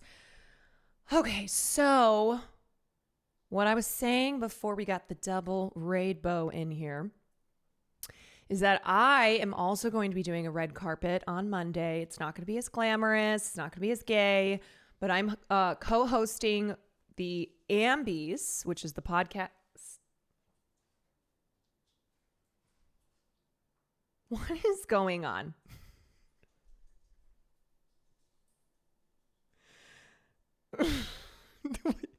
He like zoomed in and then did something weird. I don't know. Ronan and Matt will be there, so a little gay. We're gonna try to make it as gay as possible. We will. There will probably be less sequins on this award show, but we're gonna try to make it as gay as we can. So I'm co-hosting on the red carpet, and I'm presenting 3 awards at this award show, which is gonna be in Chicago. And I'm co-hosting alongside Ronan Farrow, the Ronan Farrow, Matt Rogers, who co-hosts Las Culturistas with Bo and Yang, which if you're into pop culture podcasts like I am, you might have listened to. And then John Cryer, who's an actor you may recognize from 2.5 Men. So we're all co-hosting the red carpet. I am representing Twitch. It's going to be my first official red carpet. So I'm trying to go in as prepared as I can. But it's exciting. Yeah. Cause I want to do more stuff like this. And so this is going to be my first one. And then, oh yeah, I want to look at the PTA trailer as well. Yes. Will you be taking pics and posting? So it's going to be live streamed on my channel, and it starts at 4:00 Central Time and goes till 5:30 or 6 o'clock. I think it's like an hour and a half for 2 hours. And then there's the show. I don't know if the show is live streamed, but the red carpet will be live streamed on my channel. So if you're not doing anything this Monday, March 31st, and I'll remind you guys in the Discord. So if you're not in the Discord, join the Discord. But this Monday, the 31st at 4:00, if you can come support, that would be fabulous. And then what other announcements do I have for you? Oh, tomorrow I'm going to be streaming twice. So tonight it's going to be a shorter stream because now I'm going to go to the GLAAD After Awards so that I can find Patti LuPone. So I think I've got until like 8:45, I think. Maybe 9 o'clock. And then I'll be heading out of here. But tomorrow I would be starstruck seeing John Cryer. Grew up watching 2.5 Men. Problematic, I know, but still. Hey, we all have those moments. So tomorrow I'm doing a double stream because in the morning I will be chatting with Taylor Lorenz. We're going to be talking about the show Adolescence and the response to that show, where a lot of parents and politicians are trying to make bills to keep to prohibit kids, teenagers under 16 from accessing social media, which I and Taylor and I both agree is actually not the correct solution here. So I'm going to be talking to her in the morning. We're going to be talking at 10 o'clock Pacific time. And then tomorrow night I will be promoting the cool sequence, the stunt sequence that Austin, me, Will, and Connor Eats Pants did. So we're going to be doing that tomorrow night. And then Will and I are going to do a stream together to promote A Working Man. You have so much going on, Pog. And then Vivian Wilson, who's has the unfortunate... it is unfortunate for her that her biological father is Elon Musk. So you may know Vivian because she went viral when she came after her biological father, who has been talking about how his son is dead because Vivian is trans, and Elon Musk has just been saying all sorts of horrible things. But anyway, Vivian reached out to me. Apparently she saw a clip of me on stream talking about how I'd love to play Minecraft. So she reached out and was like, hey, I would love to play Minecraft with you. So I immediately texted Sam and I was like, it's like, I need help. I need help setting up Minecraft. So I might have Sam jump in if she wants to play. I might see if Cutie wants to play. Yeah. So we'll be playing some we'll be doing some Minecraft together. It probably won't be. No, it definitely won't be until I'm back from Chicago at some point. But yeah, you guys, we have exciting stuff happening here. Fake Minecraft valor. You guys, I am a Minecraft streamer. Okay, don't embarrass me. Don't embarrass me. I am a Minecraft streamer. So to recap, Taylor runs tomorrow morning, a Working Man promo later, Ambi Awards March 31st, possible Vivian Minecraft stream after Chicago. Yep. I'm also trying to plan something with Matt Bernstein to talk about the failed theater kid to evil piece of shit. One of my favorite topics. Oh, no one's more evil than the failed artist. So we're trying to plan that. And I also messaged my manager today. I was like, do you know Rachel Zegler? Because I am in my era of fuck it. Let's make this happen. Okay. We're sending DMs. We're reaching out. So I don't know. We'll see. I would actually love to talk to her about how she's going to be starring in Evita this summer. She's playing the titular role, which that is one of my favorite musicals. It's so good. And I just think we'd have a lot to talk about, you know? So we're shooting our shot. Yeah. Don't cry for me, Argentina. Rachel goes on blank check. She has UCB connections. Yeah, I mean, one thing that I'm aware of is that I don't want to make things worse for people who are already experiencing a lot of harassment because they have spoken out against Israel. They have spoken out to advocate for like Palestinian, Palestinian life and humanitarian aid.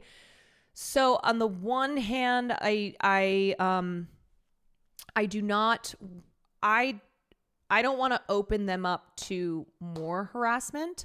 And instead it's like, let's just have positive, let me help create more positive interactions for people who are being demonized in Hollywood.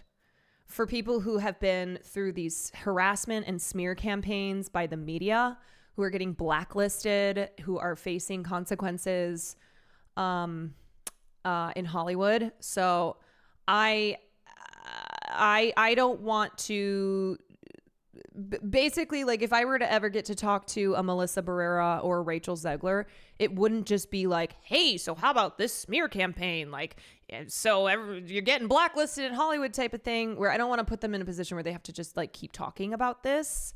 And instead it's like, let's help create good promo for these people who are facing consequences because they are against genocide, you know?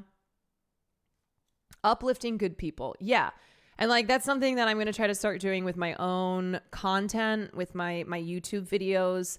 It's tough because my focus is on my stream. And so I pretty much just have an editor who like cuts stuff from my YouTube videos, but I want to be more focused on trying to like counter just the never ending well of really hateful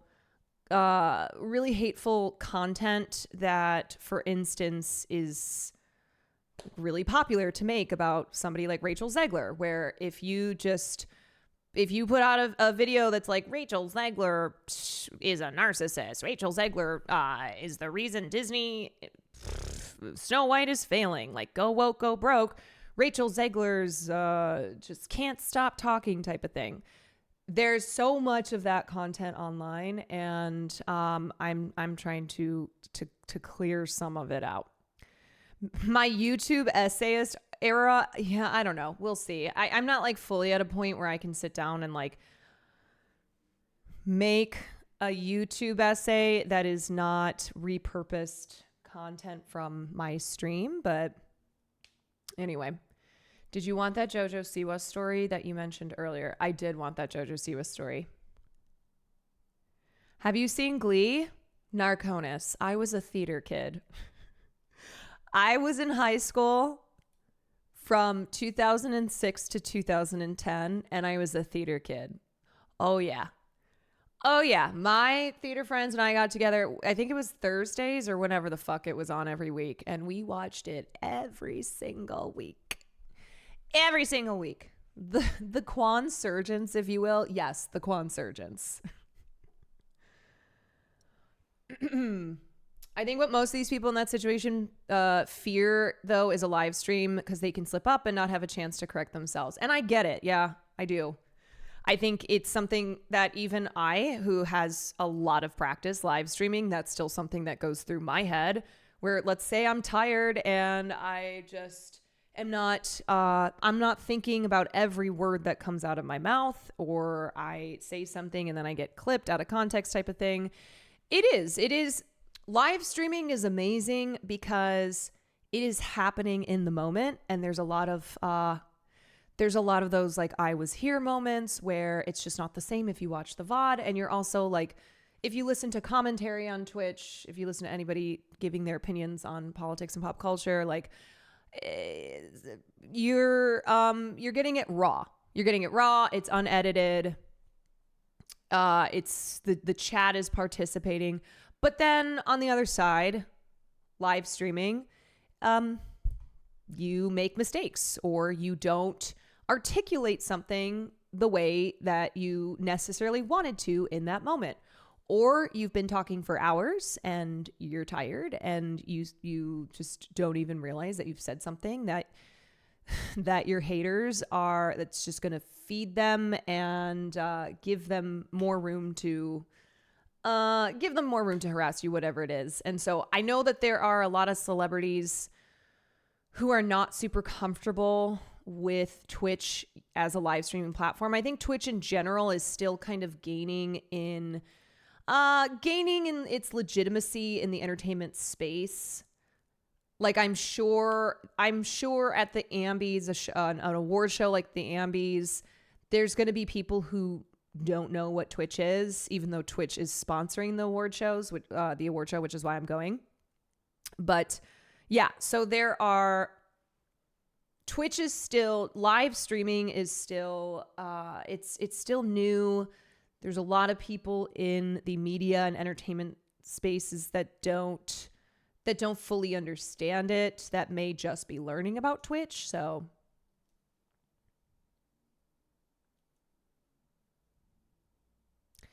but on the other side of that argument, sometimes you don't like someone who controls their narrative too much, so seeing them in a live stream Twitch makes them feel less guarded and walls up. Yeah, and you also have, like I say all the time, sometimes I'll cover a topic, and I'll be like, you guys are watching me work through this in real time. And I might change my opinion. I might say something and be like, actually, no, I don't even really agree with what I said. Like you're seeing me be very unpolished and give a take sometimes that I might end up I might not end up fully agreeing with, or being like, oh, okay, well, maybe I'm going to look into this more. I don't know if you've met Garrett Watts. D-Tune is good friends with him, but Garrett's friends with Rachel and just hosted a screening of Snow White with her if you want to get in contact. Oh, good to know. Thank you, Sarah. I will talk to Jordan about that. You've live corrected what you previously said before. Mm-hmm. And I think that's I think it's actually a good thing for people to see that, where it's like, look, you can change your opinions. You don't need to have a perfect opinion on every single thing. And it's good to change your opinion when you have new information, or when you realize like you were just not fully informed. Yeah, it just feels more honest. Typo Fred, thank you for the 5 gifted subs. J Baby, thank you for the 21 months. McVitie's Biscuits, thank you for the tier 1. Okay, let's look at this JoJo Siwa story really quickly. Her rumored new girlfriend addresses anti-trans and pro-Trump posts. Oh, nar. JoJo Siwa's rumored girlfriend, Katie Mills, has apologized for liking an anti-trans post. How could you like an anti-trans post when you are dating the creator of gay pop? What are you even doing? On one TikTok video that garnered over 1 million views appeared to show that Mills had retweeted a post in November 2020 which read, "I'm sorry, Donald Trump, real Donald Trump, we let you down." Okay, I just have to say, like, just even that tweet alone, tweeting to apologize to Donald Trump, what are we even doing? If you are tweeting to apologize to a political candidate, oh God. This article is from 2021. Okay, well, one post from the 29th of September, that's my birthday. That year read, "Lord help us if Biden get elected." So are they even currently dating? Because this is like 4 years old. I don't even know who this is. She ended the Twitter thread by admitting she made a mistake and is now suffering the consequences. She apologized to, oh, okay, all right. Well, look, I was young, dumb, not educated, trying so hard to shut up. This is nothing. No. Her background, she said her background's not an excuse for that awful tweet I liked. Only reason I can think of to why I would ever do that. I was young, dumb, not educated, trying so hard to shun out the LGBT plus Q community in my life. Yeah, this seems like a young person still coming to terms with their sexual identity, who 5 years ago liked to tweeted stuff when she was 13. Oh. Wait, how old is JoJo Siwa? Okay, wait. So she was 13, which means she's 18 now. Or 18 or 19 now.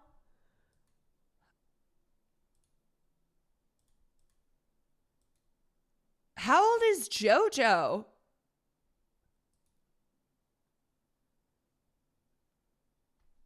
JoJo's only 20. Let me just look this up actually. JoJo Siwa. JoJo Siwa is 21 years old. You want to know the crazy thing about JoJo Siwa? Simultaneously, I see her as the child that she was on Dance Moms. But then she also seems like she's 50 because of how raspy her voice is. Hey, guys. Hey, everybody. I'm JoJo Siwa. I don't like doing that too much because it hurts my throat. It's 20, just a casual 26 a day. Yep. Deanie, thank you for the gifted sub. She does. When I do my JoJo Siwa voice, I sound like Ash Ketchum. Sydney Sweeney's called off her wedding. Yeah, I saw that. I saw that start to brew. I saw that a brewing. And, well, Sydney Sweeney's on the market, y'all. There's a chance. There's a chance for all of you. Now is your chance. Okay, so we are going to look at I just want to look at a couple Rachel Zegler things. It's time to try to find. You clearly don't accept everyone without judgment. Me? I don't accept everyone without judgment. What? Huh?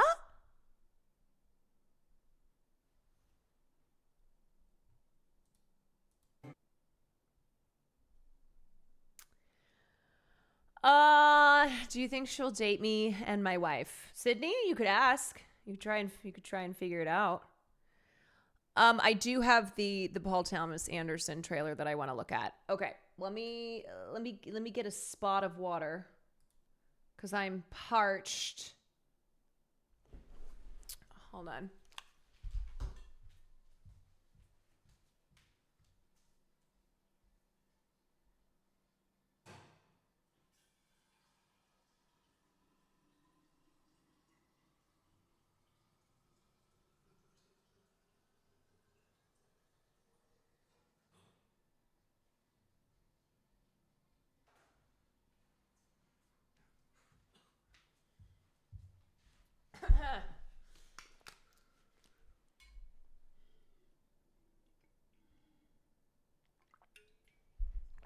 Okay.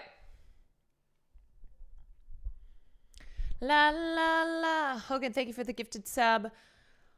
In 10 years, we're going to see a bunch of articles from these same publications asking why everyone was hating on Rachel Zegler and acting like they had no part in it. Yes, this is going to be the years after the Anne Hathaway harassment and hate campaign, where then all these articles came out and it was like, wait, why did everybody hate Anne Hathaway?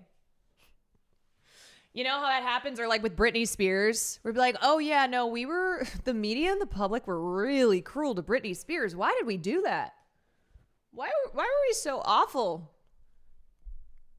to Britney Spears? People hated Anne Hathaway. Oh, yeah. I mean, I was one of them. I've talked about it a lot. I'm a reformed hater. But what we're seeing with Rachel Zegler, it's like all these smear campaigns against women in Hollywood that we've talked about a lot, and how, in a decade, we're going to get the, wait a sec, why was everyone so mean to Rachel Zegler? And now we're going to talk about Kristen Chenoweth. So Kristen Chenoweth, who is most famous for having, she didn't originate the role of Glinda. I think she originated the role of Glinda on American Broadway. So the role of Glinda, let me actually get her name. Who originated? Glinda in Wicked. I swear she was like a South American. Okay,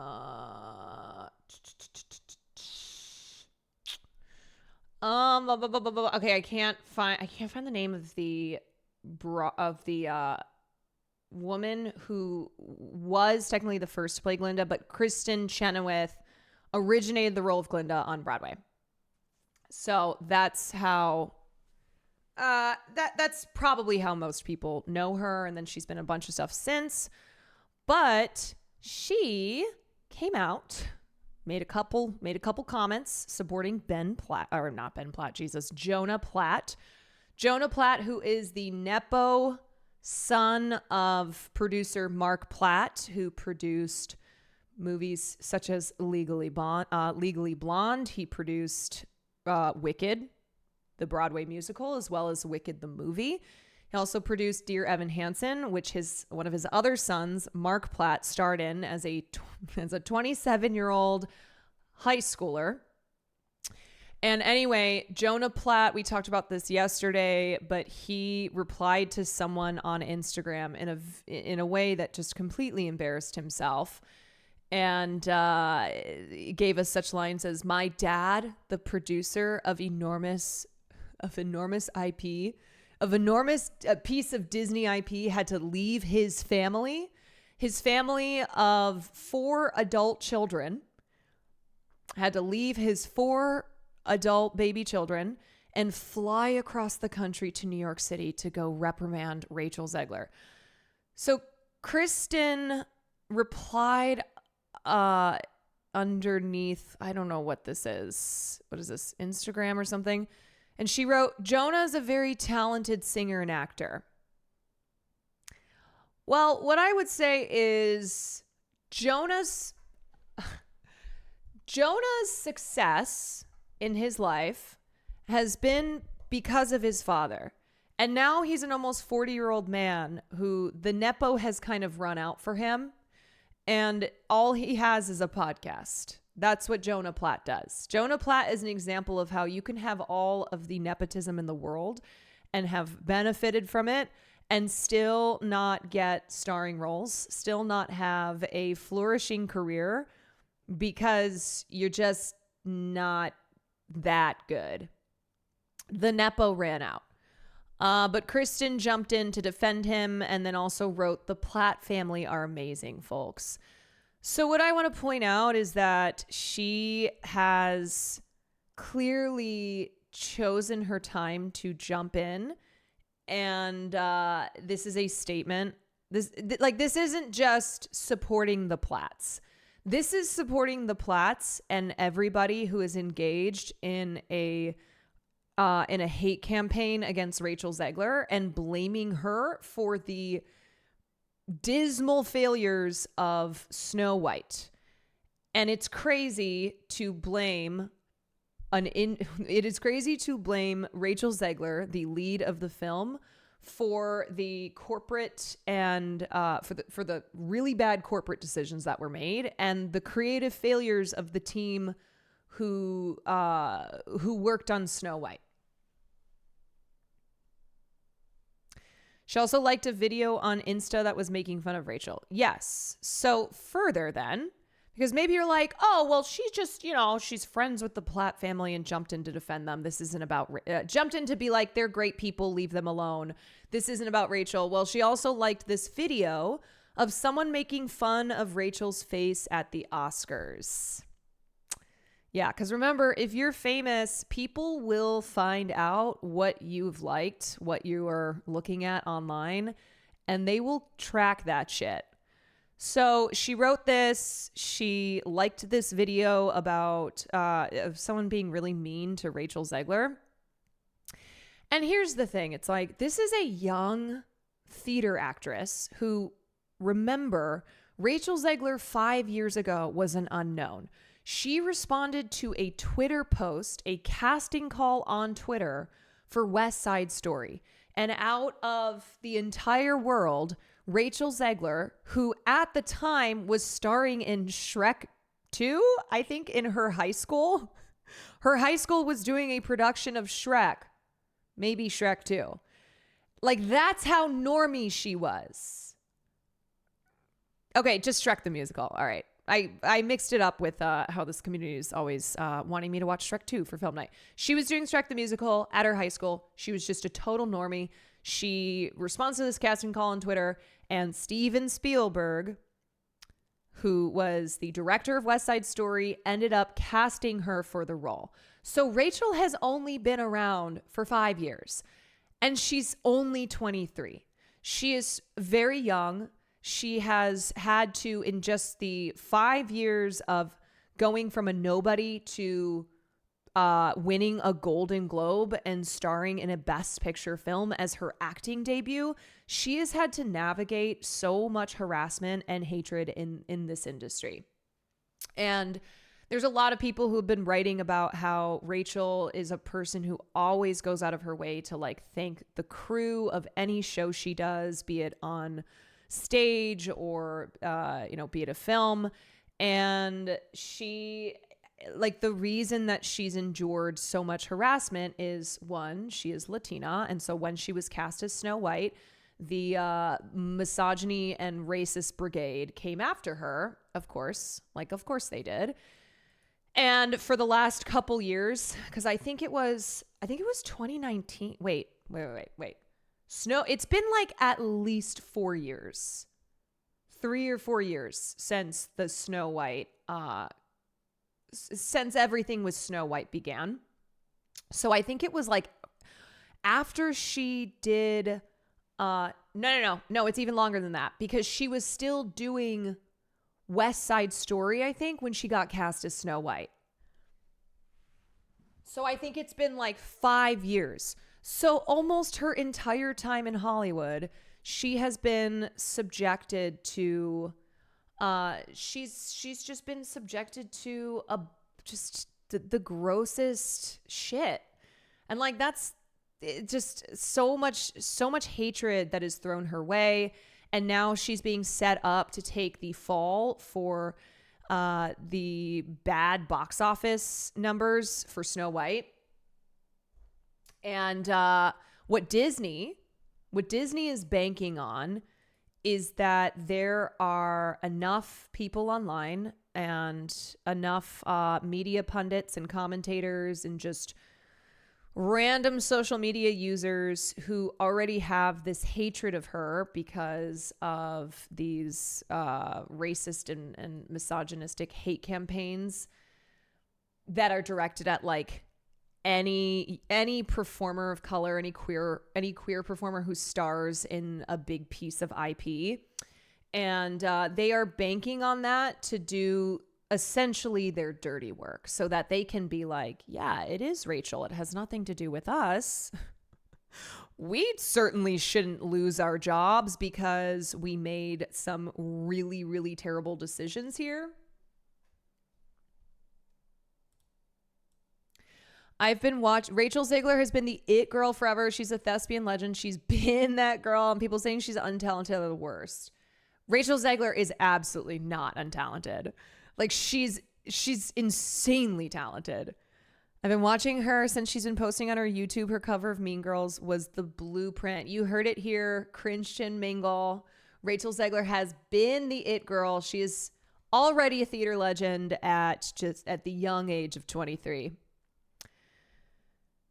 Do you think that Scorsese actually has beef with her because of that? Do you mean Spielberg? No, he has only said positive things about her. So let me explain the Oscars fiasco again. I know I went over all this stuff yesterday, but we got a lot of new people in here. So Rachel was the lead of West Side Story. She won the Golden Globe for her performance. West Side Story received a bunch of Academy Awards, including Best Picture. And Rachel Zegler was not invited to the Oscars. And so what happened was somebody, a fan of hers, wrote on Twitter or Instagram, and they were like, can't wait to see what you'll be wearing Oscar night. And she responded and said, I'm not invited, so sweatpants and my boyfriend's flannel. So this was a person online who brought up, because people thought she was going to the Oscars. And it wasn't her making some post being like, I can't believe that I wasn't invited to the Oscars, blah, blah, blah. She responded to someone online, and then a bunch of people were like, what the fuck? Rachel Zegler isn't invited to the Oscars? That's insane. She's the lead of this Best Picture nominee. She just won the Golden Globe. This is outrageous. And she wrote, I don't know, y'all. I've tried it all, but it doesn't seem to be happening. I will root for West Side Story from my couch and be proud of the work we so tirelessly did 3 years ago.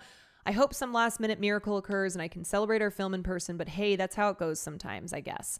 Thanks for all the shock and outrage. I'm disappointed too, but that's okay. So proud of our movie. She literally is just like, yeah, I'm disappointed that I'm not going to the Oscars, but I'm still going to cheer on the movie and thanks for the support.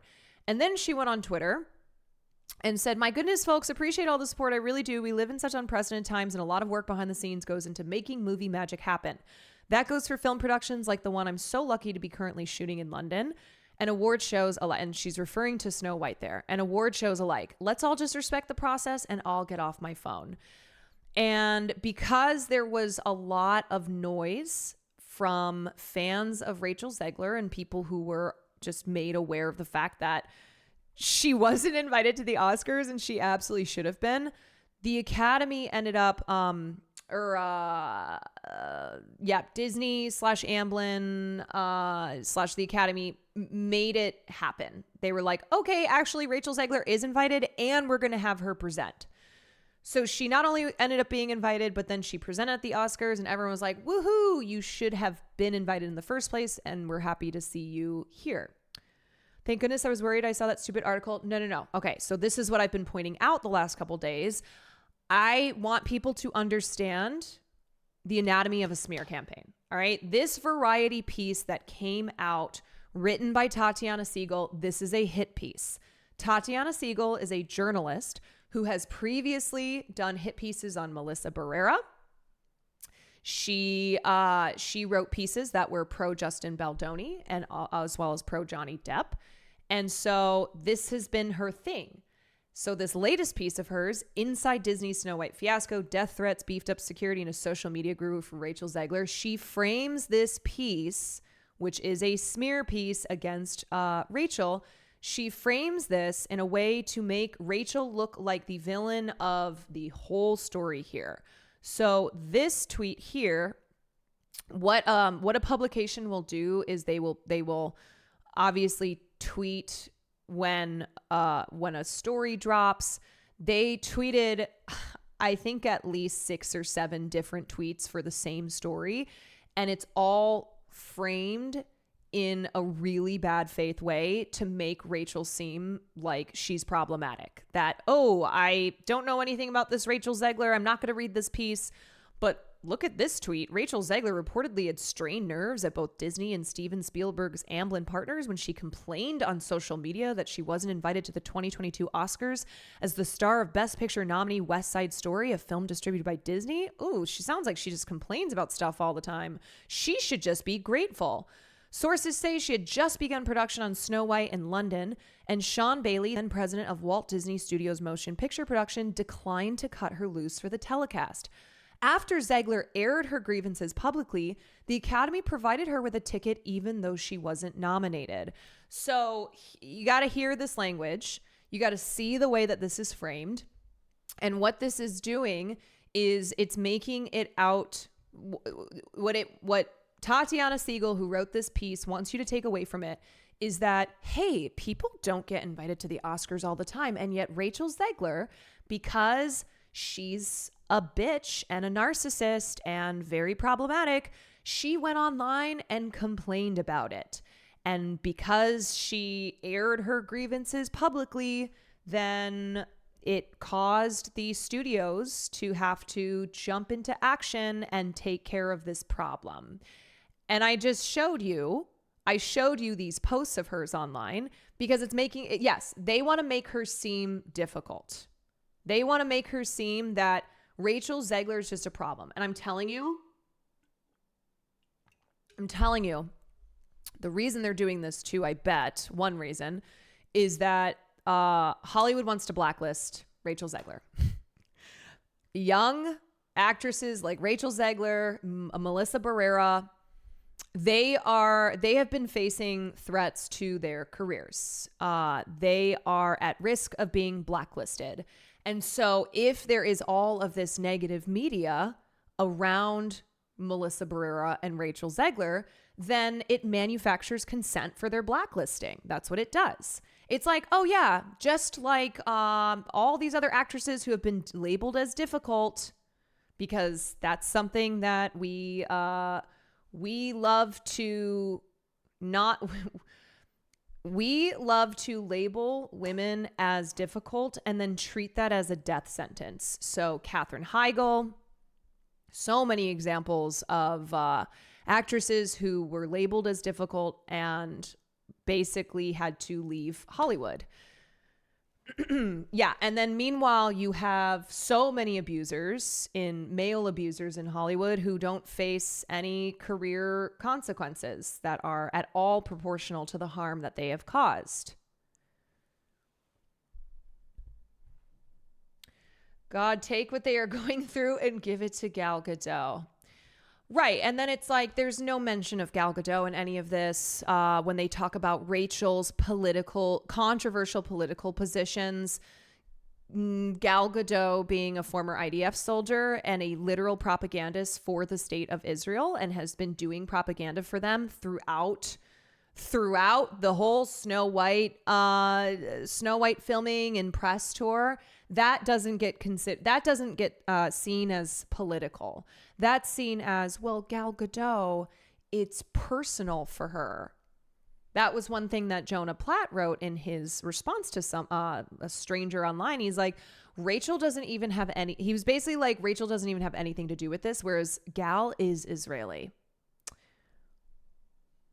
To be fair, Gal did well in the movie until she spoke. Gal, don't keep acting in movies, please, because you suck. I've seen libs complain more about the Russian actors in Anora than Gal Gadot. Classic. So yeah, this is the anatomy of a smear campaign. This is a harassment. This has been ongoing harassment towards Rachel, and I want to go back to Kristen Chenoweth because this is nasty. This is really, really nasty work. Rachel is a young female performer, and Kristen Chenoweth should know the obstacles that already exist for young women in Hollywood.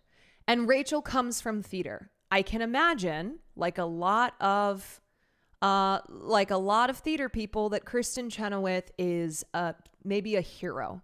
Kristen Chenoweth, who is like one of the greats in musical theater, and that someone like someone like Rachel Zegler, who is in that world, probably grew up listening to Kristen Chenoweth singing the role of Glinda, or, just studied Kristen Chenoweth because they are both sopranos. Anyway, it's just, it's gross to see Kristen, a grown ass woman, taking part in this harassment campaign, even though it seems subtle, right? Like her liking this video secretly where she doesn't think anybody would see her likes, or just writing something such as Jonah's a very talented singer and actor, which I didn't know Kristen Chenoweth to be a liar, but I guess she is.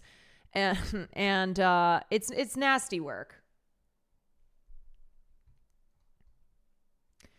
And they get these people to come forward to defend the abusers, and nobody comes forward to defend the one being harassed. And it's like, where is your empathy for Rachel Zegler, who from the moment she stepped foot in Hollywood has dealt with, she's just dealt with so much harassment. Like in a Cosmopolitan interview from 2023, she talked about how there was a group of people who showed up outside of her apartment and were screaming profanities at her, that like she does not have the safety of a mansion in Hollywood. She literally was living in an apartment in New York City, and she takes public transit to work. And yet the concern from Disney was beefing up security for Gal Gadot. I saw Kristen was liking videos making fun of Rachel's looks too horrible. Glad Rachel unfollowed her. Yeah, and Rachel had followed her on Instagram. So like when I said that Kristen is probably a hero to someone like Rachel Zegler because she's a young theater actress. Like all of us who did the theater, we all worship people like Idina Menzel and Kristen Chenoweth. Growing up in the 2000s, it's like those are two of the ladies. Miss Adele Dazeem.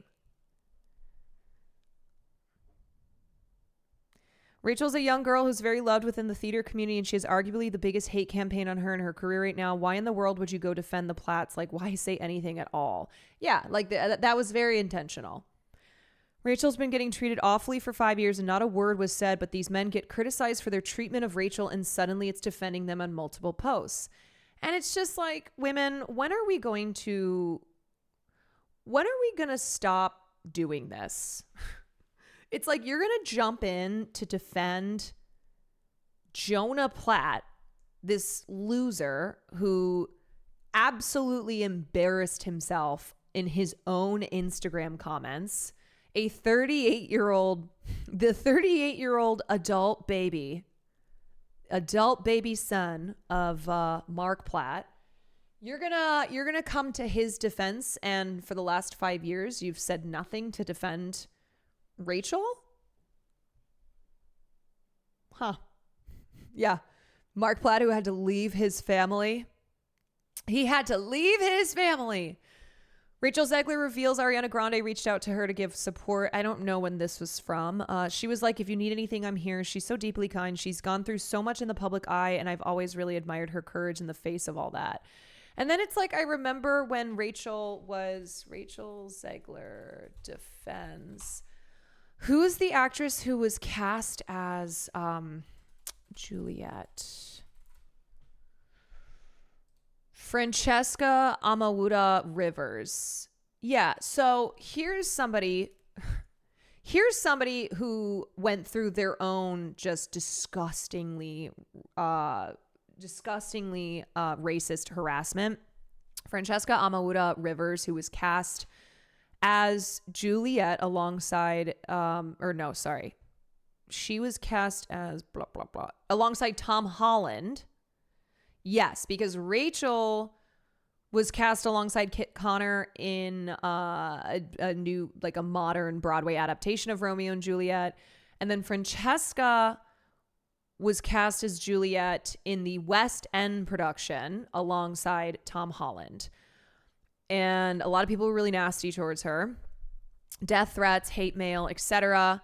And of course, Rachel Zegler was one person who came to her defense. And this is what she said. I think she was failed by the people around her. You need to protect people when you make a vow to cast them in something where you can't act stupid. You know how the general public is going to act because they've been acting that way for years. You need to fucking say something. You need to move quickly and make sure that she is protected. I've never seen such heinous things said about a person before than I did about her. It took absolutely nothing out of me to shoot out a tweet saying that she was my Juliet. Will Neff, thank you for the 5 gifted subs. Vanilla Lesbian, thank you for the 8 months.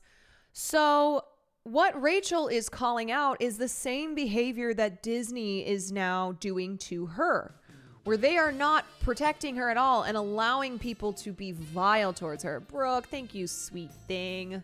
Thank you for the 10 gifted subs. We love Brooke AB in this community. So what Rachel's identifying here, where she's like, this you cast her. You know at this in this current environment, I'm next to the stage. Oh, sick. Send me some photos. You know, in this current environment that Francesca is going to be subjected to vitriol from racists online. Okay? People who are like, Juliet is a black girl. Right? Like we all know what happens now every single time there's a casting announcement of a remake or a reboot or whatever, and they've cast a black performer, or they've cast, God forbid, multiple women, or they have a queer character. Even if it is canon, even if it's fucking canon, you're still going to have the racist freaks, the hogs out, who are like sending death threats their way. And so same thing with Rachel, where Disney is letting Rachel Zegler, they are throwing her under the bus and letting her take all of the heat for their failures. A multi-billion-dollar company that has been that turned out a trash film because they don't care about they don't care about art. They care about making money, and they care about making money by just churning out the next IP film. They're like, oh, Snow White, great. Everybody loves Snow White. We've got that in the vault. We haven't done Snow White yet. Just slap some feminism on it, and we'll call it a day.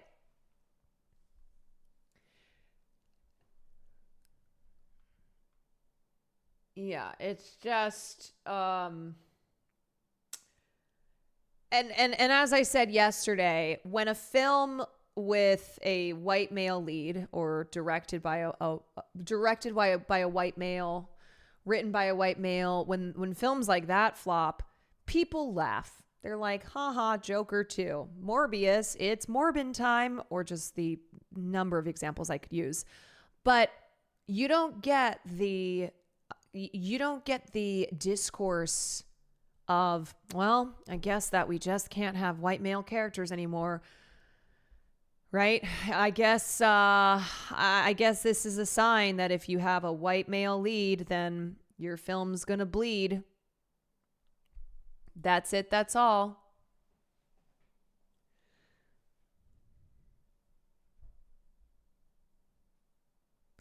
Jared Leto receiving zero hate, or like David O. Russell, who continues to get work even when he keeps making terrible films that lose tens of millions of dollars at the box office. After he did Amsterdam, that film lost like $80 million. He booked like 5 movies after that. There was no like, hey, David O. Russell should never get an opportunity again. Not just because he's an abusive piece of shit who sexually assaulted his trans niece, but also because he is losing studios tens of millions of dollars with his films. Yes, and I talked about this example too, but like after with the Marvels, Nia DaCosta received so much harassment. Of course, when the Marvels didn't do well, there was the discourse of, well, that's because nobody wants to watch women. Nobody wants to watch female leads. Nobody wants to watch movies that have multiple female characters. Sorry, you can't have women directing superhero films. Like, we just get the fucking discourse every single time, except when it is a film that stars white dudes, written by white dudes, produced by white dudes, directed by white dudes. Have you seen The Studio? Yes, it's so fucking good. It's so good. If you have not watched The Studio, it's Seth Rogen's latest show that he did for Apple. It is so good. The damn Kool-Aid. Kool-Aid is gonna be huge. Nia seems to have the backing of Jordan Peele behind the scenes, so she's landed on her feet fine at least. Yeah, I mean, luckily she's had Jordan Peele, who's a major name in the industry. He's got a lot of power. She's had him in her corner, but this just happens every single time. It happens every single time. This double standard, this go woke, go broke, and these studios, rather than take any accountability, take note of the fact that they are making some pretty bad decisions. They're just allowing their young leads of color to get just such vile harassment.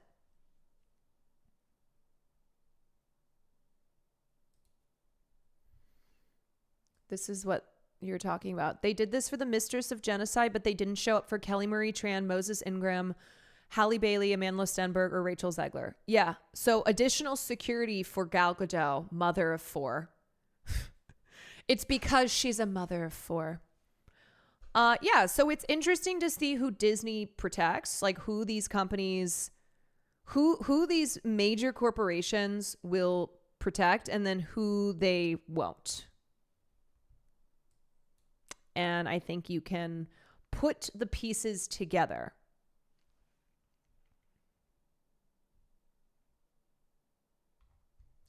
I just realized this, but that video making a joke might also be because she's Colombian, which makes it double disgusting. Which one? This one? Oh, the cocaine. Yeah, I mean, it's just a cruel video. But this is popular. If you make anti-Rachel Zegler content, if you make anti-Blake Lively content, if you just, it sells. It's very popular. And it's like, what the fuck is Kristen Chenoweth doing watching this random ass video? Watching this random Instagram of who the fuck even is this, who's being mean to Rachel Zegler? It's like, okay, what's her algorithm look like?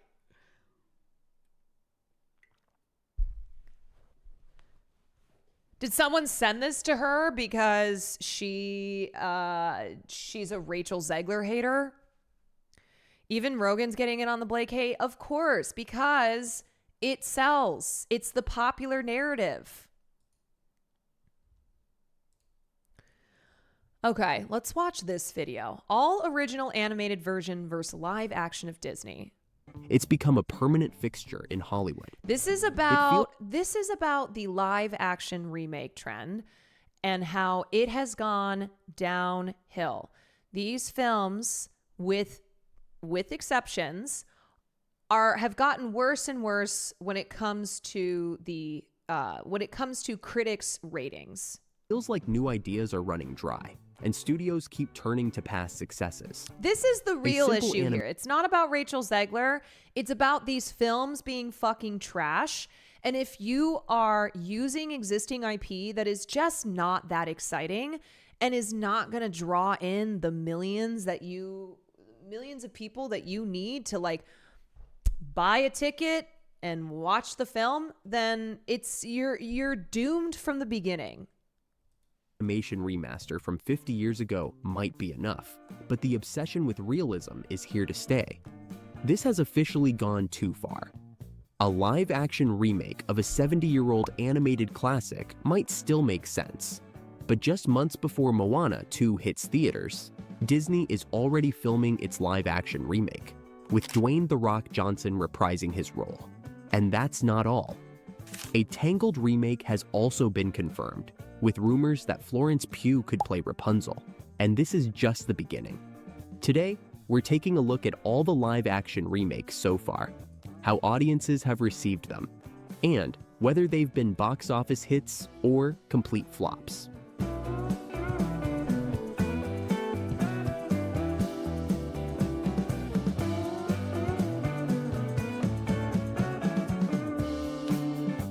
Going back in time, the first production that could be considered a live-action adaptation dates back over 100 years. Not gonna lie, the Lilo and Stitch, I have seen a lot of excitement over Lilo and Stitch. Lilo and Stitch, which is very, very beloved, that kids and adults are excited by the live action of that, versus like when Snow White was even announced, when a Snow White was initially announced, nobody seemed to be excited about that. Like it was just going to, honestly, it was destined for failure from the get-go. It all started with Alice's Wonderland and the Alice comedies, early short films that combined live-action actors with animated drawings in Walt Disney Studios. This technique was later perfected in films like Who Framed Roger Rabbit and Space Jam.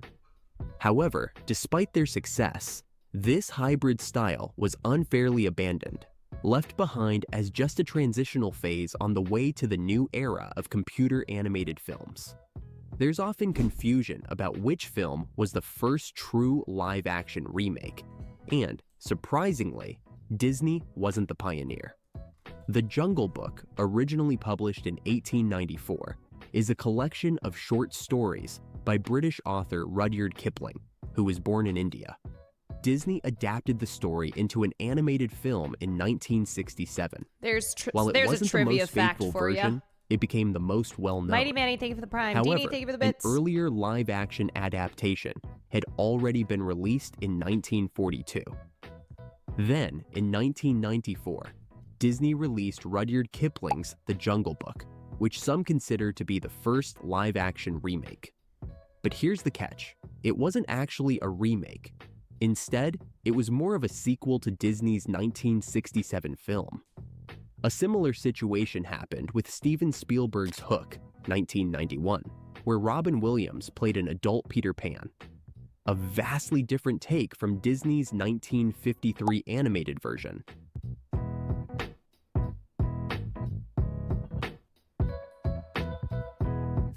To pinpoint the first true live-action remake, we have to jump to 1996 with the release of 101 Dalmatians. This film recreated the 1961 animated classic using real actors and live animals. It was a massive success, grossing... Yeah, and we had Glenn Close as the iconic Cruella de Vil. Like, it was just great... Great character writing, the costume, like the movie looked great. $320 Real million dogs instead of fucking worldwide CGI. on a modest $67 million budget. The film also boasts... Also, like a third to a fourth of the budget of what they're doing on these films today. Snow White had so many problems throughout shooting. They had to do many reshoots that had nothing to do with Rachel, okay? The budget went from $210 million to $270. So already you're starting in a massive hole. An impressive cast, earning several award nominations, including Best Makeup and Costume Design. Glenn Close's iconic performance as Cruella de Vil even earned her a nomination for Best Actress in a Comedy or Musical. Due to its success... What I can't stand are adults obsessing over debating Disney films for their grifter YouTube channels. Yep. I mean, film criticism is fair, but if you have children or niece... Right. It's like these loser middle-aged dudes who are like, I walked out of Snow White, who have made their entire personality about Disney princesses. And I said this like yesterday or the day before, where I went, I thought it was that Disney princesses were for little girls, according to the same group of people. So is it that it's for little girls or it's for you, a 55-year-old wearing Oakley sunglasses, making a video about how Rachel Zegler sucks in your car? What is it? My nieces love that Wish movie. If my grown ass didn't care for it, if kids like it, then great.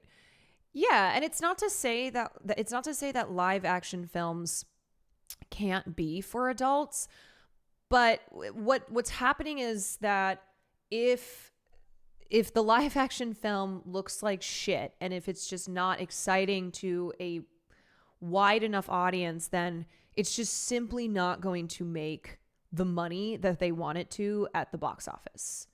Also, kids do deserve better. Yeah, I mean, you think about all these movies from our childhoods and just how many iconic, well-made, just classic films where it's like, I look at these movies that kids are getting now, and sometimes they're good, and then a lot of times it's just slop destined to make a buck. A sequel was released 4 years later.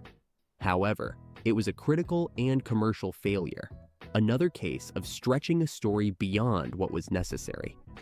This flop led producers to believe that audiences were no longer interested in seeing live-action adaptations of their childhood animated classics. So, they took a different path, one shaped by the rise of 3D digital animation. With Pixar's Toy Story Isn't that revolutionizing... fascinating that they had a film that didn't do that well and they went, maybe we should do something different. Maybe we should go in a different direction here. Whereas now it's like, okay, sure, Disney might have had the 3 biggest films at the box office last year, but they've also had a lot of fucking flops. And rather than like change direction creatively or like try and put a little bit more oomph into it, they're like, nope, let's just keep doing it. Keep going. Give us the Kool-Aid movie. The industry. Most of the movies my kids and I watch are 10 to 20 years old. Behind. They responded with their first fully computer animated feature, Dinosaur, where all characters were digitally created. A year earlier, they had already experimented with digital animation in Fantasia 2000. A remastered version of the iconic 1940 animated short. I don't even think people have strongly held convictions on the matter. It's just them making more slop that boosts. Yes. Yeah, absolutely. It's not that they genuinely care about Snow White. It's that they are doing reactionary culture war slop and they get views, right? It's like you will look at some of these content creators and they're just part of the slop economy and they just do the same videos. They will put out one video after another that is whatever the latest tirade against Rachel Zegler is. And the reason why you don't get counter, like this is not countered from people who are not reactionary slop content creators, is because 1, it's exhausting. 2, we don't care about the shit that they are pretending to care about. This is their entire personality. They are the culture war soldiers in a way that leftist pop culture content creators are not doing this type of content, but with opposite politics. You know what I mean?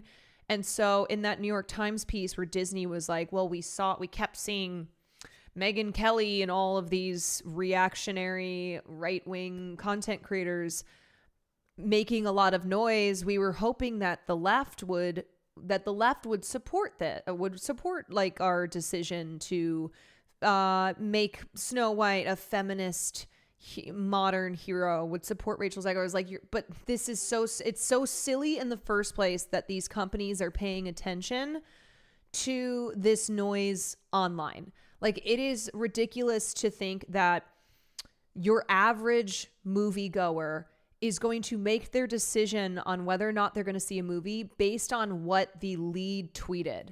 You're telling me that the reason Snow White failed is because Rachel Zegler tweeted out Free Palestine and got 60,000 likes on it on Twitter? Really? That's why the film isn't making $1 billion?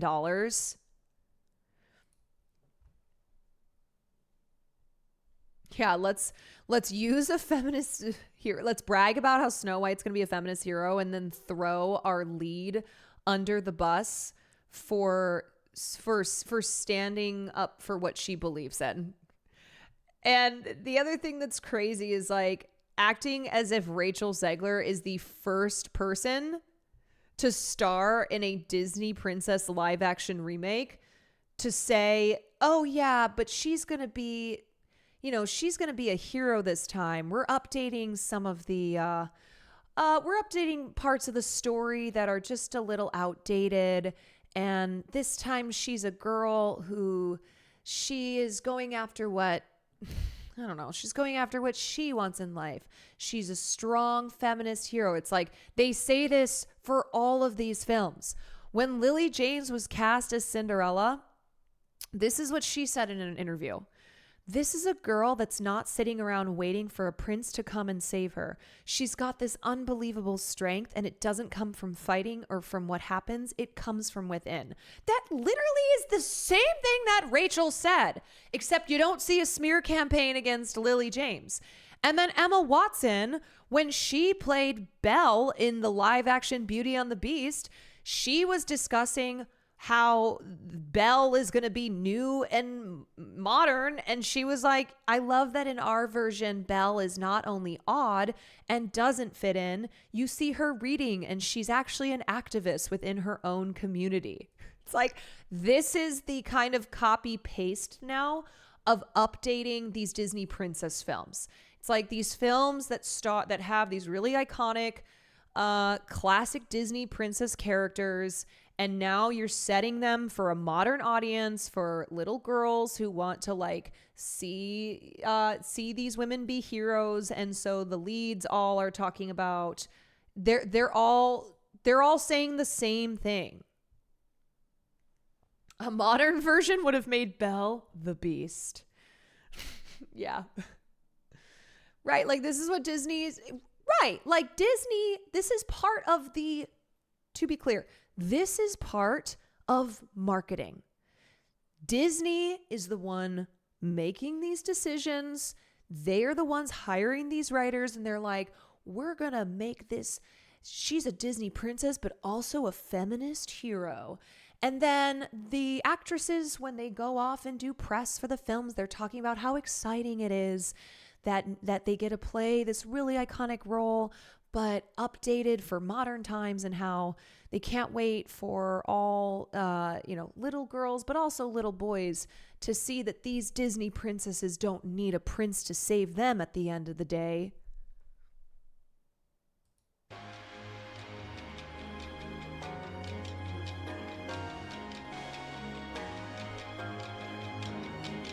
Pixar was leading the way in this new golden era of animation, delivering hit after hit.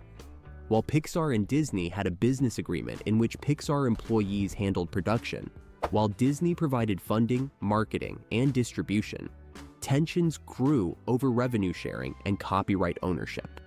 This conflict lasted until 2006, when Disney officially acquired Pixar for $7.4 billion. With animation thriving, it would take another decade before Hollywood returned to live-action remakes.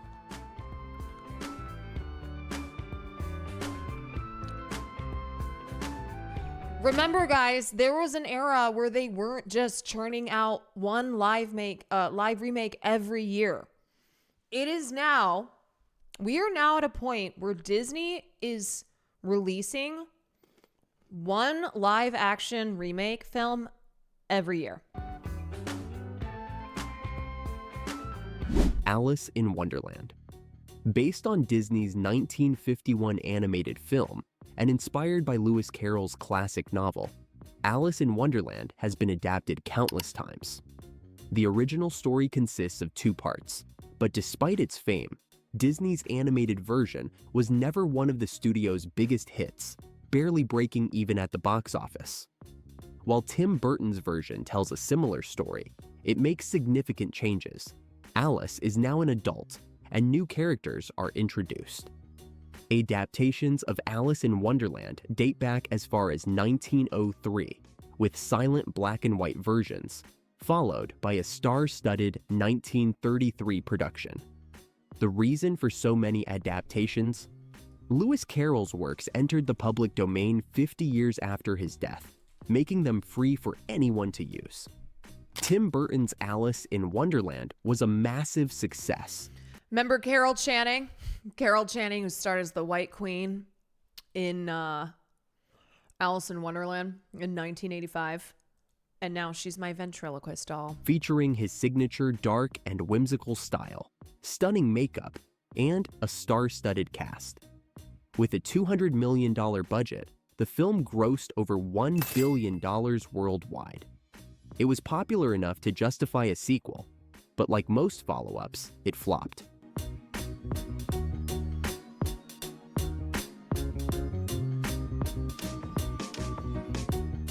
Maleficent. Unlike traditional live-action remakes, Maleficent was more of a spin-off, Wait, there's a sequel? There's always a sequel. offering a fresh take on Sleeping Beauty. Instead of simply recreating the animated classic, this film aimed to expand the story by giving the iconic villain an emotional backstory. This approach, exploring the origins of well-known characters, particularly villains, proved to be a compelling formula. We've seen a similar strategy with Cruella, and later with Wicked, both of which delve into the past of famous antagonists. Cinderella, the ultimate classic. Okay, and then what that did, once villains, like the backstory of villains being explored, became so popular, then what we've lost out on was villains just being villains. Every villain now, it's like has to be an anti-hero. And what I loved about The Penguin, the show The Penguin, is that show reminds you, hey, Oz, he's a fucking villain. This ain't no anti-hero. This guy's a goddamn villain. But the villain who's actually an anti-hero, those stories became so popular. So popular where it's like, we just got the Mufasa story where it's like, okay, let's go take a look at Scar and get into the backstory here and how there's a reason that Scar is the way that he is. Based on Charles Perrault's fairy tale, Cinderella has been adapted countless times over the past 200 years, as the story has long been in the public domain. This version was a pure live-action remake, staying incredibly faithful to Disney's 1950 animated film. With Kenneth Branagh as director, a strong cast, and a box office hit, audiences responded positively. The film smartly used realism where it mattered, particularly in its lavish production design.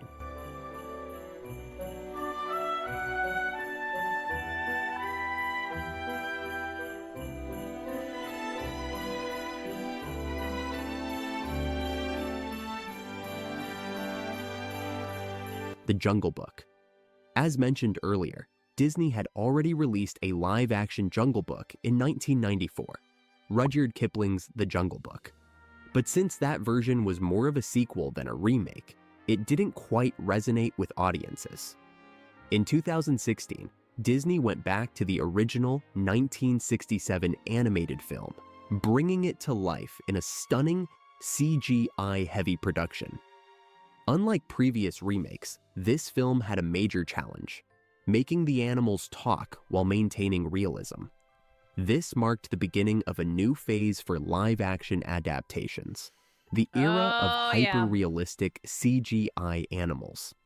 Some viewers felt they went overboard, especially with the enormous King Louis, but there's no denying that his scene was one of the most memorable in the Lion King film. coming up. Directed by Jon Favreau, Friday The night, Jungle thank you for Book the was 30 a months. massive success, earning over 5 times its budget and featuring a strong voice cast that helped bring the characters to life. Beauty and the Beast. Despite initial doubts about director Bill Condon, Beauty and the Beast surprised audiences, becoming a massive box office success. It is now Disney's second highest grossing live-action remake. This film faithfully recreated the beloved 1991 animated classic, while also drawing inspiration from the 1994 Broadway musical. The biggest differences? Expanded character backstories and deeper character development. The blend of live-action performances with CGI animation was executed beautifully. A significant part of the film's success came from its music, featuring performances by Celine Dion, Ariana Grande, and John Legend. However, the movie also stirred controversy over Disney's first openly gay character, a moment that some felt was a bit forced. Okay, so this is the beginning of my memory of the go woke, go broke when it comes to these Disney live action films, where the culture war soldiers were up in arms when Disney basically was marketing that they were going to have a gay character. Oh, we're changing things up here. Not the Beast, no. It was a millisecond, okay? It's not like gay sex happened in Beauty and the Beast. That's a different film. But yeah, it was like the reaction to that. This is what I mean by you cannot judge an audience seeing a film based on what people are saying online, okay? What happens with like your average film goer is not equivalent to what people who are too online are saying and doing.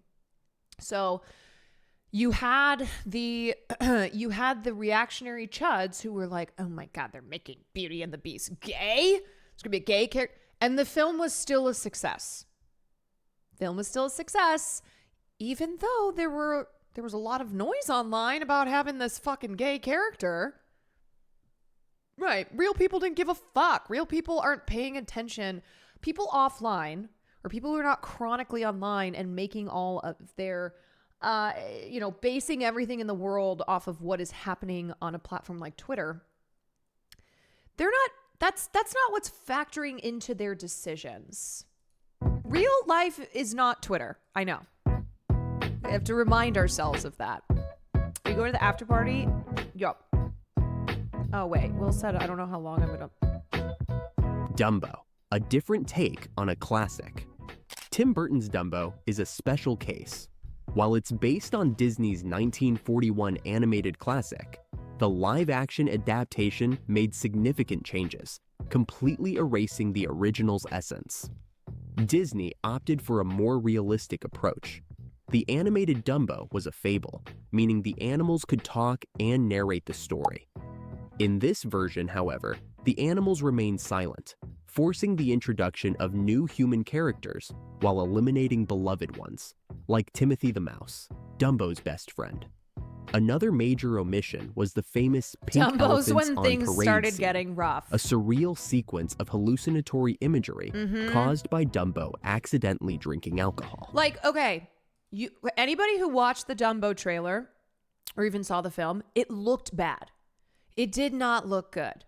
Look at even the clips that they're using. Critics had mixed reactions, and while many expected a film with Burton's signature style, Dumbo struggled at the box office, barely doubling its initial budget. Some speculate that its release was overshadowed by the highly anticipated Avengers: Endgame, which dominated theaters that same month.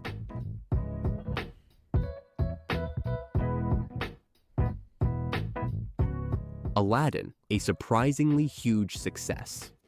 When Disney announced a live-action adaptation of Aladdin, expectations were lukewarm. The film presented a major challenge, recreating its fantastical sequences in a way that felt authentic. It's crazy that the actor who starred in Aladdin has not booked other work. This movie came out how long ago? He was the lead of this film. One of the biggest hurdles was replacing Robin Williams' iconic portrayal of the genie. Will Smith took on the role, a bold move that initially sparked skepticism. Another key factor in Aladdin's original success was its music. A Whole New World even won a Grammy in 1992.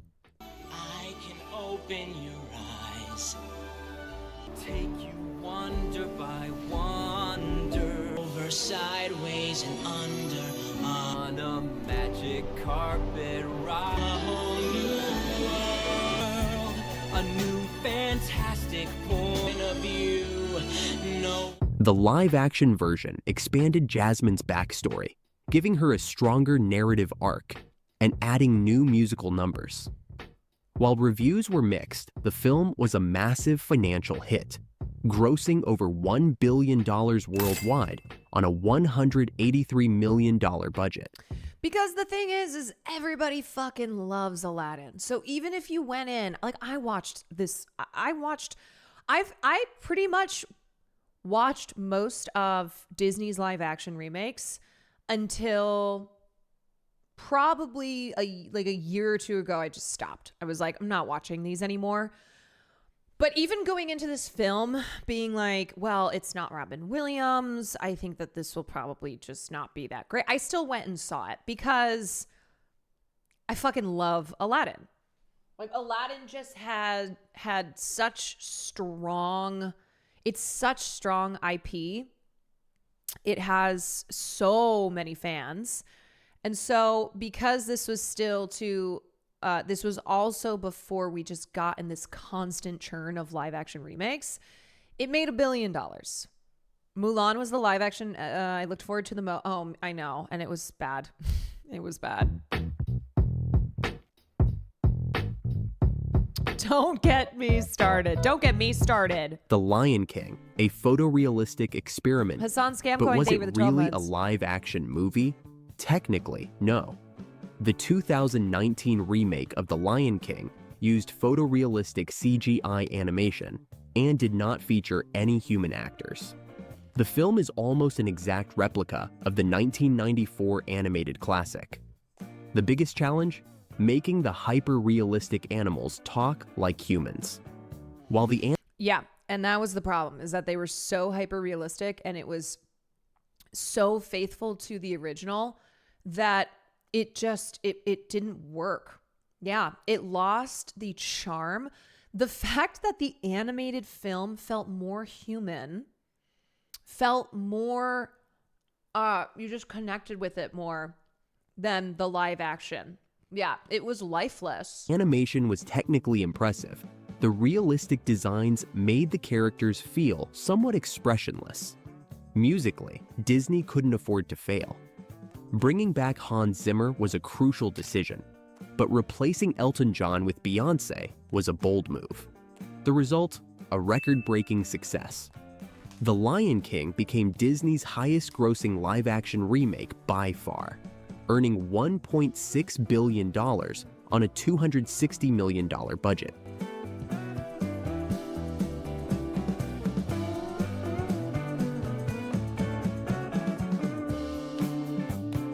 Lady and the Tramp, the streaming era begins. By the end of 2019, Disney released Lady and the Tramp, another hyper-realistic remake similar to The Lion King. But at this point, audiences were starting to feel fatigued by these live-action retellings. You can do this quick. Unlike They all previous basically all go in remakes, the same Lady and the tier. Tramp was the first to skip theaters entirely, debuting exclusively on Disney+. This marked the beginning of a new era, where live-action remakes were no longer guaranteed theatrical releases.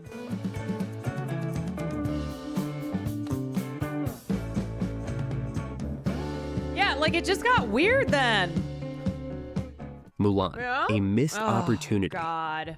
Mulan took a more dramatic and realistic approach than its 1998 animated counterpart. The gap between original Dude, and and taking out the songs, Disney should burn in hell for Mulan. remake was also getting shorter, with only 22 years between them. While critics praised Burn the in film for its hell. historical context and action sequences, Mulan was a disappointment for fans. The removal of Mushu, the beloved dragon sidekick, voiced by Eddie Murphy, was met with major backlash.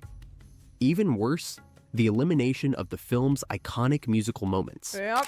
Director Mulan, you Nikki deserve Caro, so much whose better. experience with large-scale productions was limited, faced criticism for her handling of the project. The film also struggled in China, a crucial market for its success. Due to the so pandemic, dull Mulan and skipped a just traditional bad. theatrical release and premiered on Disney+.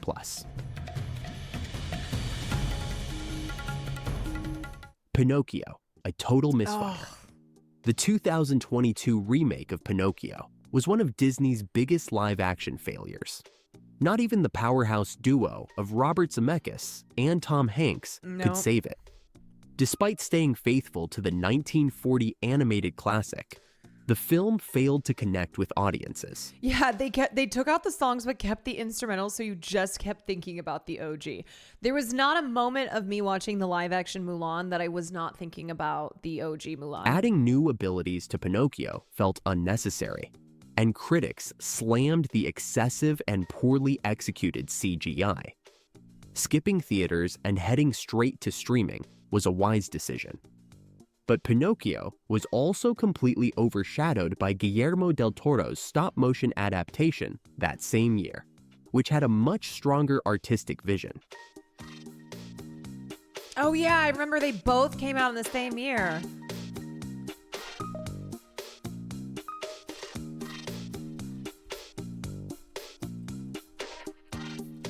Peter Pan and I Wendy. just had to confirm that was Cynthia Erivo in Robert Zemeckis' Pinocchio. I never watched it, but she plays the fairy with turquoise hair. A directionless adaptation. By 2023, the live-action fatigue had fully set in. Peter Pan and Wendy premiered directly on Disney Plus and was met with overwhelmingly negative reviews. Director David Lowery, known for more grounded storytelling, struggled to find the right tone for a fantasy film aimed at children. While the movie stayed... I just keep thinking of The Studio. If you have not watched this show yet, please watch it immediately. I'm just thinking about Jim Jones and the Kool-Aid Man. True to the original 1953 film in some ways, it also introduced several narrative changes that didn't sit well with audiences. Jude Law delivered a strong performance as Captain Hook, but the child actors fell flat, making it difficult for viewers to stay engaged.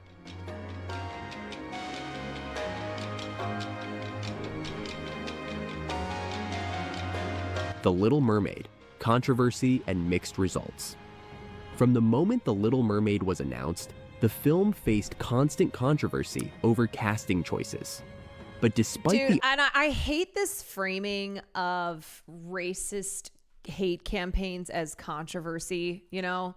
It's like when Rachel Zegler, it's framed as her being controversial, that there was controversy around Halle Bailey. And it's like, no, it's these racist fucks online, usually middle-aged dudes who are being really creepy about these young actresses and these Disney princess characters.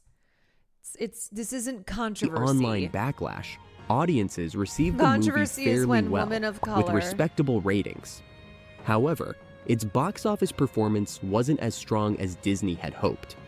One of the film's strengths was how it deepened the characters, moving beyond outdated tropes. Ariel's arc was Yeah, it's not expanded, controversy, making it's her more bigotry. than just a princess searching for love. These modernized elements helped The Little Mermaid find an audience, even if it didn't become a major... Yeah, it's like, what's the Peter Griffin meme where it's you're holding up like a paint swath of skin colors, and it's like not controversial,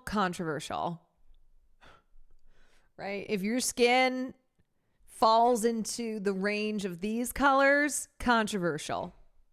Your box office sensation. Terrorist, not terrorist.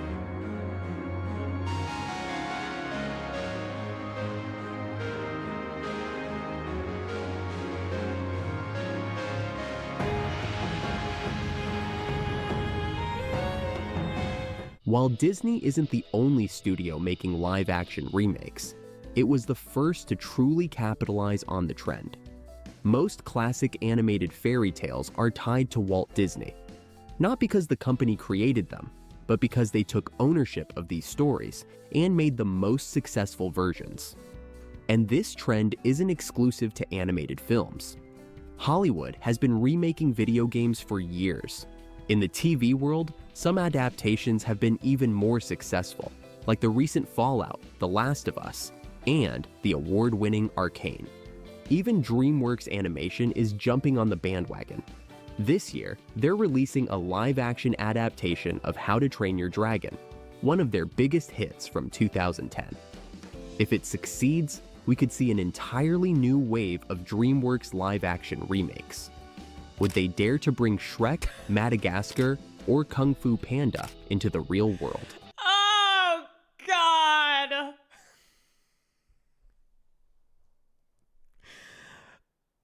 Shrek live action, y'all.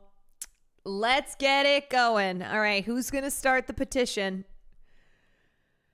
Who's going to start the petition to get live action Shrek? Fuck it. Let's just go Shrek 2. Okay, live action Shrek 2. Starring Stavros Halkias. Stavros makes his lead film debut. As for Disney, their list of upcoming remakes seems never-ending. Inspector Holly, For thank you younger for the generations who tier 1. haven't seen Weatherboxer, the thank you for the 5 originals, months. accuracy might not even matter if the goal is to entertain or spark enough curiosity to get people watching the original on Disney+. Then mission... Yeah, wait, how did he say? He said Madagascar kind of funky.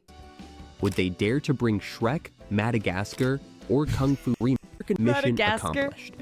This is what many now call selling nostalgia.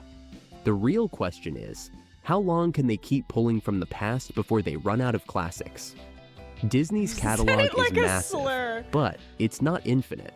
And that wraps up our look at Disney's live-action remakes. But there are plenty more examples out there.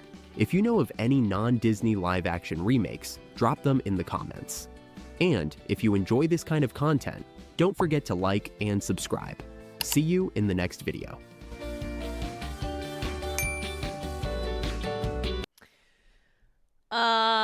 Yeah, so that's a video just about the history of Disney's animated films versus their live action versions, and how Disney has, in thinking they've figured out this formula for billion-dollar successes, gotten lazier, and the films look really bad, and they're just throwing everything at the wall and not actually thinking about like what would be exciting to remake. What is not just going to be exciting IP to remake, but like let's do it in a way that actually feels not just creatively soulless. That Disney maybe can I know it's show business, and I know that all they care about is making money, and their producers just their only bottom line is making money. But it's like, maybe don't be so fucking transparent with your films all just being cash grabs. Bob Iger should retire again. Absolutely. And now on top of that, witnessing what is a very clear attempt to smear your lead actress, to participate in the smear campaign of her, so that the Disney executives can escape blame for this film being a failure. And it's like, dude, we see what's going on here. We see what's going on here. If Rachel Zegler has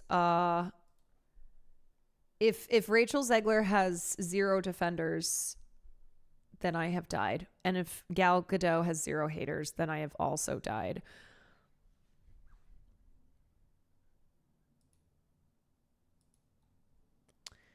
Tier list time. Okay, I'm going to do this in approximately under 1 minute. 1 minute. Okay, 101 Dalmatians. I fucking love 101 Dalmatians. Maleficent. I don't really... I think I think this was like a B. Cinderella was a B. Pinocchio, didn't watch that. Lion King live action, I really did not like this. Mufasa, have not seen. Mulan, F. Lady and the Tramp, did not see. Little Mermaid, was like a D. Christopher Robin, I didn't see that. Peter Pan and Wendy, I didn't see that. Alice in Wonderland. The Johnny Depp one, oh, that was bad. I think that's, wait, is this the sequel? No. Wait, I think that was a B, and then I think this is the sequel, and that was an F. Aladdin, this was fine. Beauty and the Beast. Actually, no, these are all D. Cruella, I actually liked this. Dumbo, I did not watch that. Disney's Maleficent, I didn't watch that. Pete's Dragon, I didn't watch that. The Jungle Book. Oh, wait. I did watch that. Yeah, Cruella was fun. Jungle Book live action, I don't think I watched that. Snow White, no. Lilo and Stitch, haven't seen. 102 Dalmatians. I think I also liked this, but not as much. Okay. Bada bing, bada boom. I just gotta be so for real. This movie is also not my genre of film. I don't even know why I've seen so many of these. Probably because I do love the original so much. That like when Disney started doing the live action remakes, for the most part, I went to go watch them because I also had AMC A-list. Or not no, I had Movie Pass. So I was like, sure, I'll go watch this. Okay. That was 1 minute and 30 seconds. Hell yeah. Hell yeah. All right, I was going to look at this trailer and then also, wait, what was the other thing I wanted to look at? This, oh my God, wait. Oh, the Studio Ghibli AI stuff. Yeah, I want to look at that too.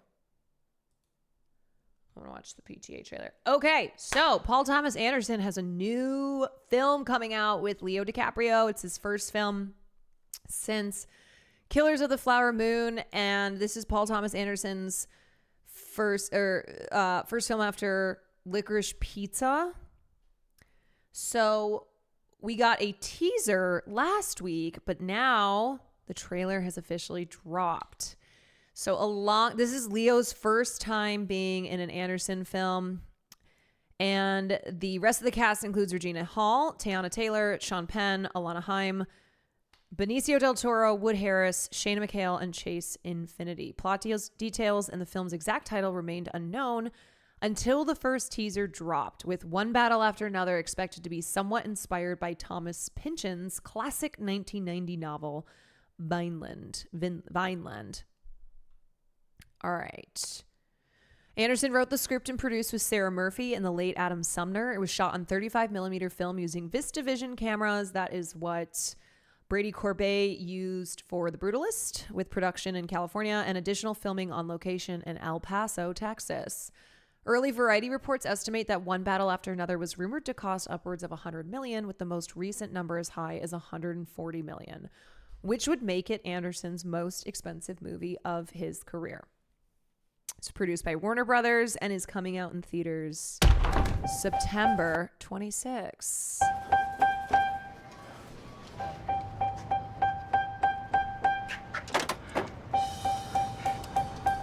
Hold on. Is this HD?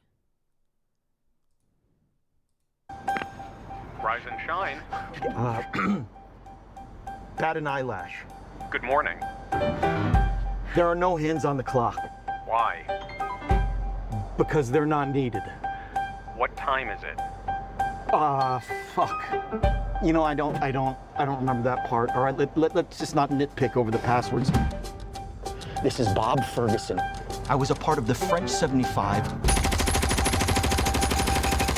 Bitch, I felt like Tony Montana! Steve Lockjaw just attacked my home. And I cannot remember, for the life of my only child, the answer to your question. Maybe you should have studied the rebellion text a little harder. I need to find my daughter. Well, then call us back when you have the time. Did you just...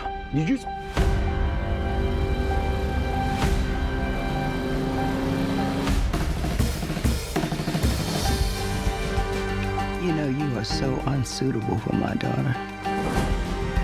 My child comes from a whole line of revolutionaries. And you look so lost. What are you gonna do about this baby? You know what freedom is? What? No fear. Go.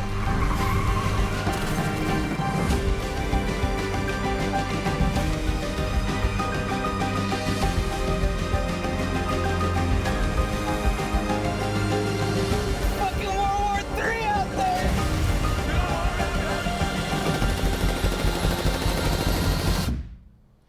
Not one thing, it's another. Find that to be true. I need you, brother. Please, Sensei. Sensei, please. Courage, Bob. Courage. That's it. Courage. Yeah. Yes. Thank you. Hey, thank you, Sensei. Thank you, Sensei. Thank you. God damn it! Viva la revolution!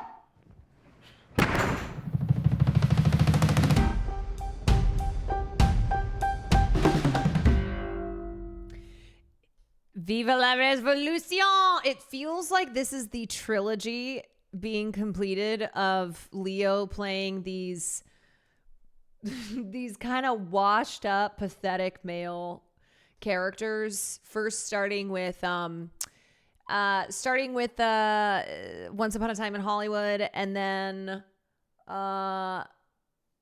Killers of the Flower Moon, and now One Battle After Another. It looks like it's going to be pretty bonkers. Pretty bonkers. This movie cleared out a homeless encampment in Sacramento for filming. Oh no. Tents cleared from park ahead of movie filming. Sacramento Homeless Union says. Boo. Cesar Chavez Park. Homeless tents were removed. The tents were tagged with notices of filming Thursday, and those living in the tents were forced to leave the area. This permit should never have been given. Oh man, the irony of that based on the subject material of that film. This is disappointing. ABC 10 reached out to city officials Saturday about the tags and clearing of the park, but were unable to readily get into contact with anyone. Yeah, and a lot of times too, when homeless encampments are cleared out, they don't give them a chance to get their stuff. They'll just bulldoze it. They take a lot of items that are very valuable because might be a phone, it might be medication, and it just pushes homeless people back even further. And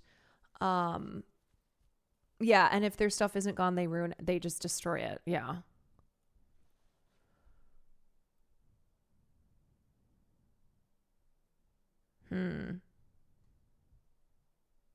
That's not very Viva la Revolution. Lucien, no. Not quite. Not quite. Something capitalism subsumes all critique of itself.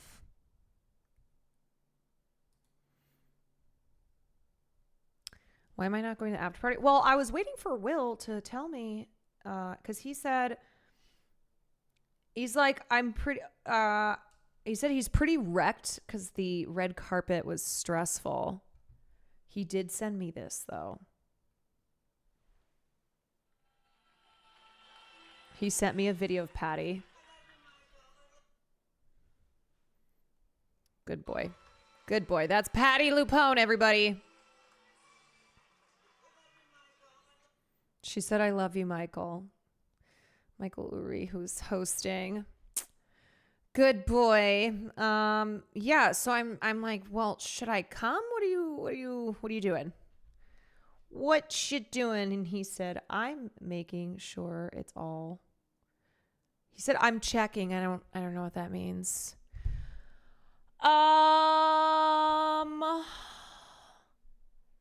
Come stirred. Thank you for the 22 months. I'll get her drunk and ask her if she's in Avengers Doomsday. Yeah, I'll be like, Patty, are you in it? And if not, why? All right, well, I want to talk about the Studio Ghibli of it all. Okay, all right. Okay, all right. So, God, man.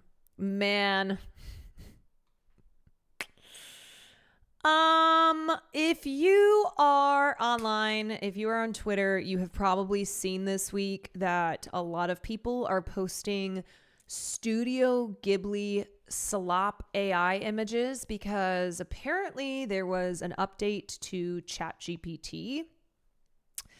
The latest ChatGPT update, which allows people to transform any photograph into something resembling a scene from a Studio Ghibli film. But just because we could, does it mean we should?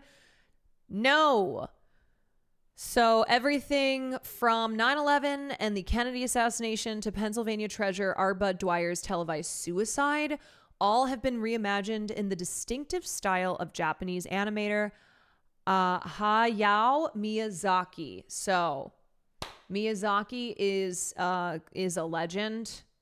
He is a legend in film animation. If you've seen this style of art, that comes from Miyazaki. The last one is fucking insane. R. Bud Dwyer's televised suicide, turning that into a Studio Ghibli, is crazy. Okay. So this has gotten to the point that the White House is posting AI Studio Ghibli films to demonstrate how hardcore they're going on illegal immigrants and like laughing in their faces about it. Whoever's running the White House account,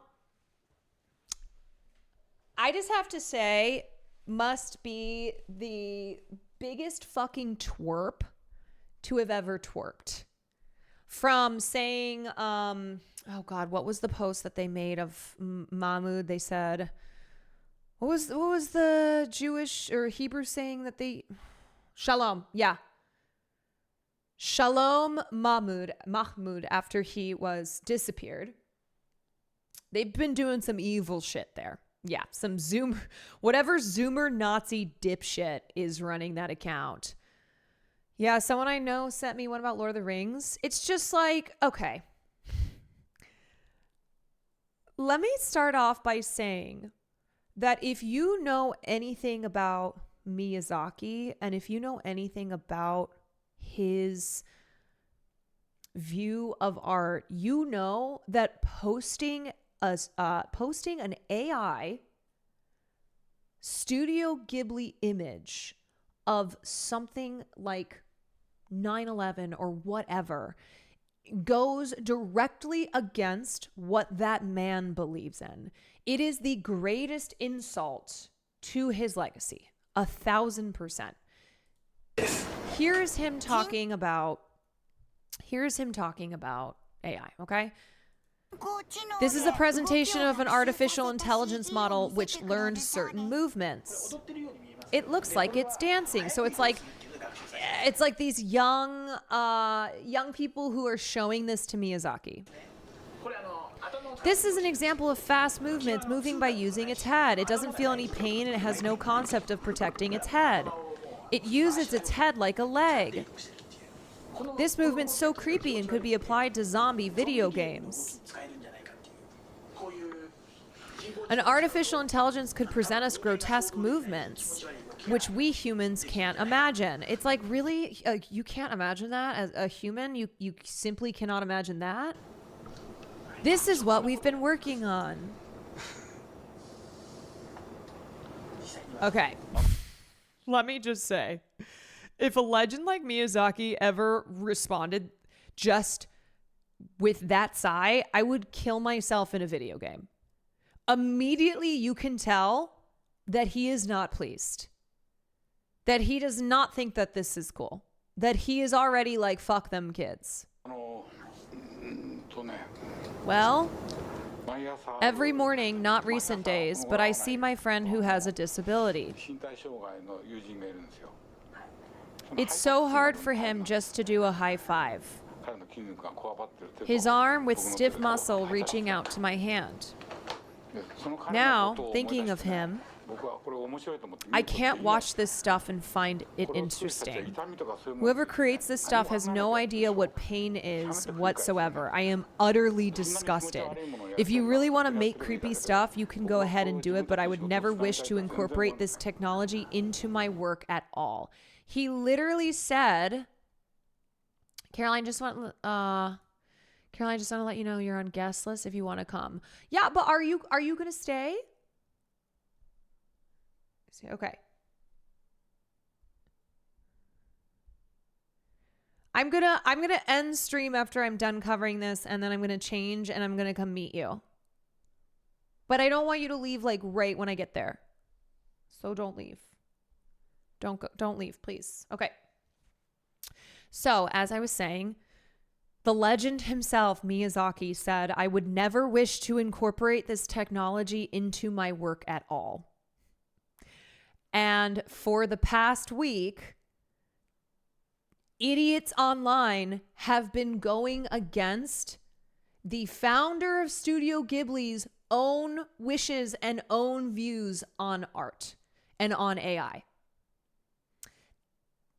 There's something that is just, I don't know why, like it's just so perfectly sums up the problem with how we are using AI in art. Where it's like, we're doing this, we are stealing the art of a legend like Miyazaki has been stolen and is being turned into sloppy memes. Yeah, you know, AI bros know art better than he does. Right. Where it's like, do you not understand how what an artist, a legendary artist like Miyazaki does, that is not the equivalent at all of what these fucking AI bros who are stealing his art so that you can make a Studio Ghibli AI drawing of, I don't know, your fucking ass. That will, those are not ever going to be equivalent. It will never come close because it's stolen.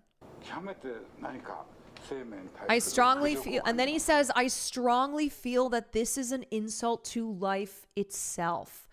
This group of young tech people, I'm assuming they're tech people, I don't think that they expected he was going to cook them so hard. He said, I strongly feel that this is an insult to life itself. Look at them! Look at them! He looks like he's going to cry. He looks like he's going to cry. And this is how narcissistic they are, though. This is the ego, right? They thought that they were going to show Miyazaki, this old man, oh, look what we did, and have him be like, oh, wow, I don't know anything about this, but like, this is the future.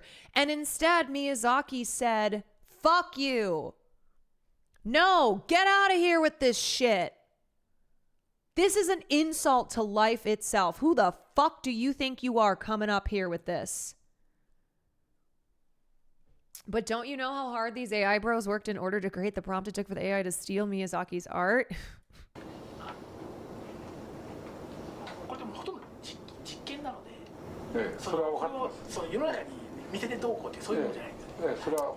We did. Right. So this is technically not about AI. It's about 3D modeling of zombies, which he considered disrespectful to disabled people, but it's a strong hint on how he would feel about AI. Yeah, totally. He goes, this is just our experiment. We don't mean to do anything by showing it to the world. Yeah, I understand. So what is your goal?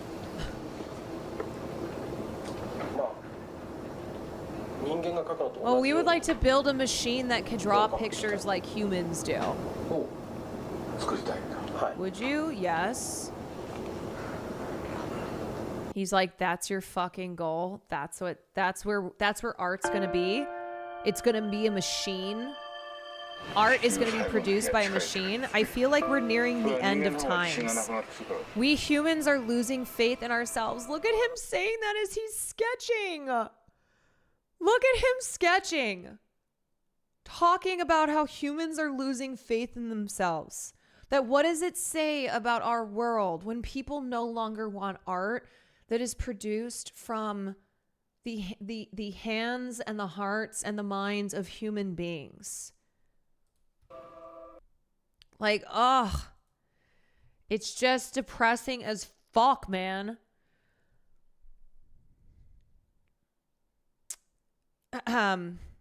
This is a piece in Unheard by Oliver Bateman. This is more than just a passing trend, though. Instead, it's another milestone in AI's ongoing appropriation of human artistic expression. First came the novelty of seeing serious historical events transformed into whimsical anime pastiches.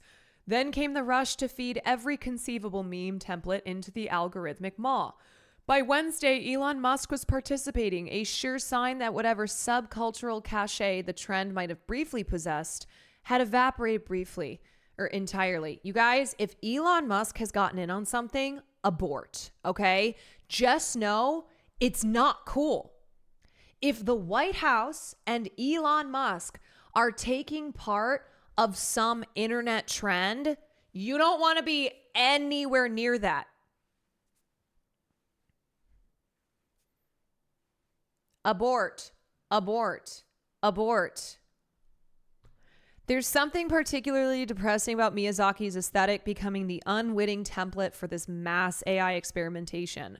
The 83-year-old animator's meticulously crafted style, the product of thousands of hours of human labor, has been crudely approximated by the very technology he so openly disdains. In a 2016 demonstration that's resurfaced amid this trend, Miyazaki watched AI researchers present a grotesque digital creature that moved by dragging its head along the ground. His response was unequivocal. I strongly feel that this is an insult to life itself. He continued, I feel like we are nearing the end of times. We humans are losing faith in ourselves. Because that's what this is all about. This is all about removing the human element. It is taking from the hours of human-made work, the talent, the creativity and the talent of human beings who, make art because they feel joyful, because they feel angry, because they feel confused, because they feel things. They feel things, and that is where their creativity comes from their humanity. And it's taking all that and feeding it into a machine, and then whoever on Twitter makes a meme out of it, while maybe not even knowing who Miyazaki is. That's what's crazy, is how many people who are doing these AI memes even know who Miyazaki is, know his legacy. Another problem with how we value and devalue labor. Marx talked about how machines becoming more and more efficient would come at the cost of the worker. 9 years later, Miyazaki's words seem almost prophetic. What is this flood of AI-generated Ghibli knockoffs if not a collective surrender of our artistic sovereignty? The modern internet user, bombarded by an endless stream of content, has outsourced even the act of image manipulation, once a legitimate form of digital folk art, to machines. It's like we used to make memes ourselves, What the fuck is going on? We used to make the memes. Now you have an AI do these fuck-ass memes? The lazy shortcut of asking AI to simply make it look like Ghibli replaces genuine creative expression with the press of a button. You're cool with that? You're cool with just pressing a button and it churning out some slop? When back in the day, you wanted to make a meme, you did that shit yourself. And you felt proud when you made a great meme. Or when you jumped in on a meme trend that wasn't a meme trend because it's AI. This hollowness points to a deeper artistic crisis. Human-created memes, at their best, represent a legitimate art form that emerges organically from distinctive individual sensibilities. Consider Donald Trump, whose idiosyncratic communication style spawned endless memorable memes which helped propel him to political prominence. From Kofef to nipples protruding very, very disrespectfully to very fine people, Trump's linguistic peculiarities created genuinely novel cultural moments that resonated far beyond their immediate context. These weren't just jokes, but authentic cultural artifacts carrying the unmistakable signature of individual creativity that AI cannot replicate. Interesting. I mean, like in the context of I guess Donald Trump being memeable, it's a little glazy. It's a little glazy, especially the very fine people. You know, he's talking about Nazis there. You might need to repeat the bit about nipples. Yeah, I forgot what this is from. Disgusting nipples protruding. Oh, he was talking about Barney Frank's appearance. It's a 2011 tweet. But I think the point being here is that like these Donald Trump tweets became like they became memes. Like he as the meme himself.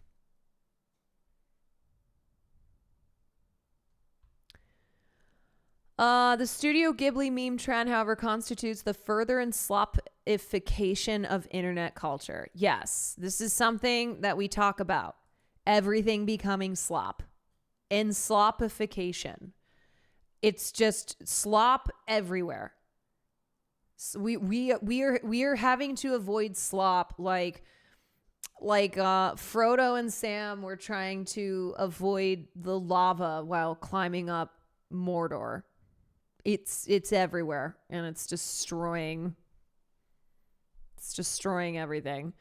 When anyone can generate unlimited variations of the same basic template with minimal effort, we're left with an undifferentiated mass of content, or slop, to use the increasingly common internet parlance. The speed with which Ghibli AI cycle played out illustrates this perfectly. What might once have been a week-long trend with distinct phases of adoption, refinement, and eventually ironic meta-commentary was compressed into less than a day. By the time average users became aware of the phenomenon, it was already being declared over by those at the cutting edge. And unlike organic memes that might experience revivals or evolve into new forms, this AI-generated trend will likely never resurface except as a footnote in some future digital archaeologist catalog of fleeting 2025 phenomena. Musk's involvement sealed the trend's fate. When platform owners participate in meme culture, they strip away any remaining countercultural energy. Not just platform owners, but Elon Musk. Like Elon Musk specifically. Throughout his tenure, Musk has functioned as a one-man validation system for content that catches his eye, transforming niche humor into broadly accessible but quickly exhausted cultural products. His participation marks the moment a trend officially becomes mainstream and thus instantly passé. Yet the larger pattern represented by the Ghibli trend, the algorithmic consumption of human art, the devaluation of artistic labor, and the surrender of creative agency to machines continues unabated. Yeah. The real tragedy isn't just that AI can now imitate Miyazaki's style, but that we increasingly seem content to let algorithms replace the human artistic impulse entirely. Just because we could doesn't mean we should, because that's what this is about. It's like, okay, sure, you can imitate this style and it isn't perfect, but it's getting better.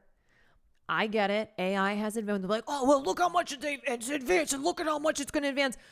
But that's not what is at the heart and soul here. Is it that we as a species are content with feeding into machines in order to produce what we consider to be art. That this is something that for so long has been human created. And now we're just going to turn that over. I don't want to the machines. I don't want another Miyazaki. I want someone who's inspired by him and created something new and distinctly them. Exactly. It's like, do we want to discourage future artists because with AI, anyone and everyone can just make some slop? Like, is that what this is? That's what this is now? Miyazaki's style didn't pop off because of how it looks. It was only a small part of it. The stories, the humanity, the morality, all of that is what made it good. Yeah. It's not about just looking like something. Because who gives a shit? Who gives a shit if you can create a program that spits out something that imitates something else? Why is the value in that imitation rather than in and of the art itself? Do I consume art because it so closely resembles something that I love?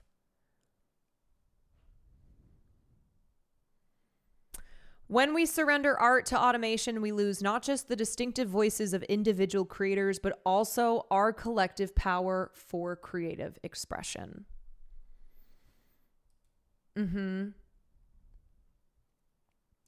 It took 1 year and 3 months for Miyazaki and his team to complete a 4-second crowd animation scene from The Wind Rises. Every frame is hand-drawn and painted with watercolor.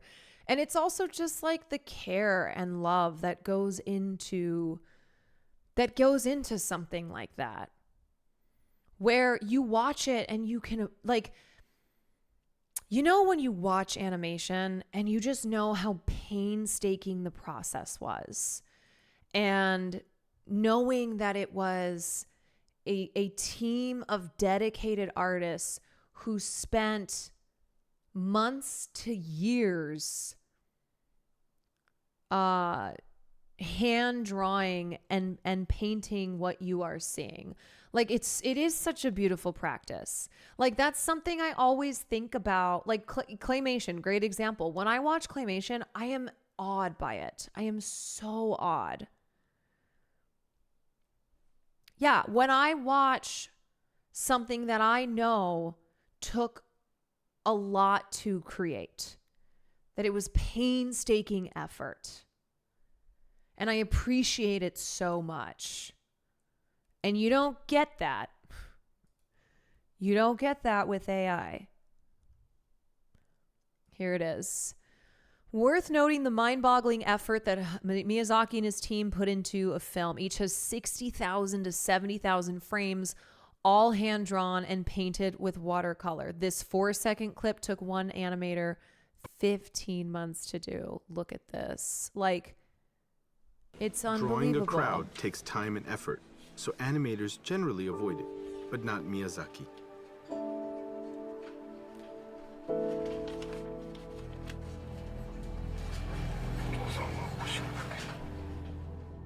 The time invested into something is part of the value. We get to decide when something's done. That process leads us to places we didn't intend to end up at.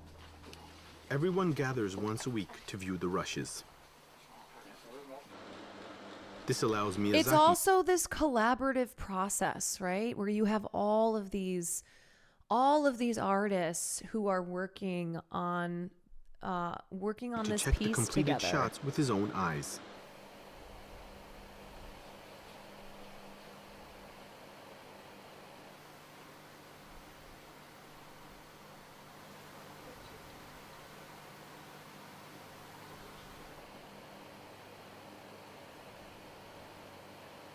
This shot is only 4 seconds long.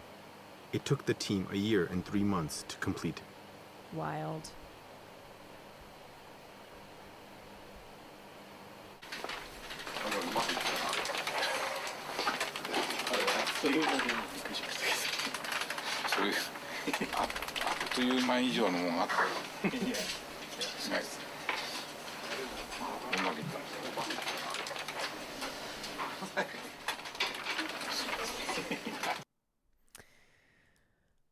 Objects become invisible to us as soon as we can identify it, cross-reference that category with our goals, and determine that it is not useful. Art, however, cannot become invisible in that way. When art is made by AI, it can become invisible in that way.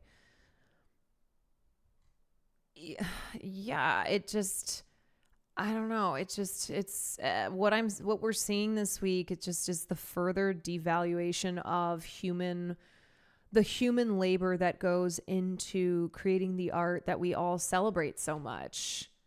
It's gross.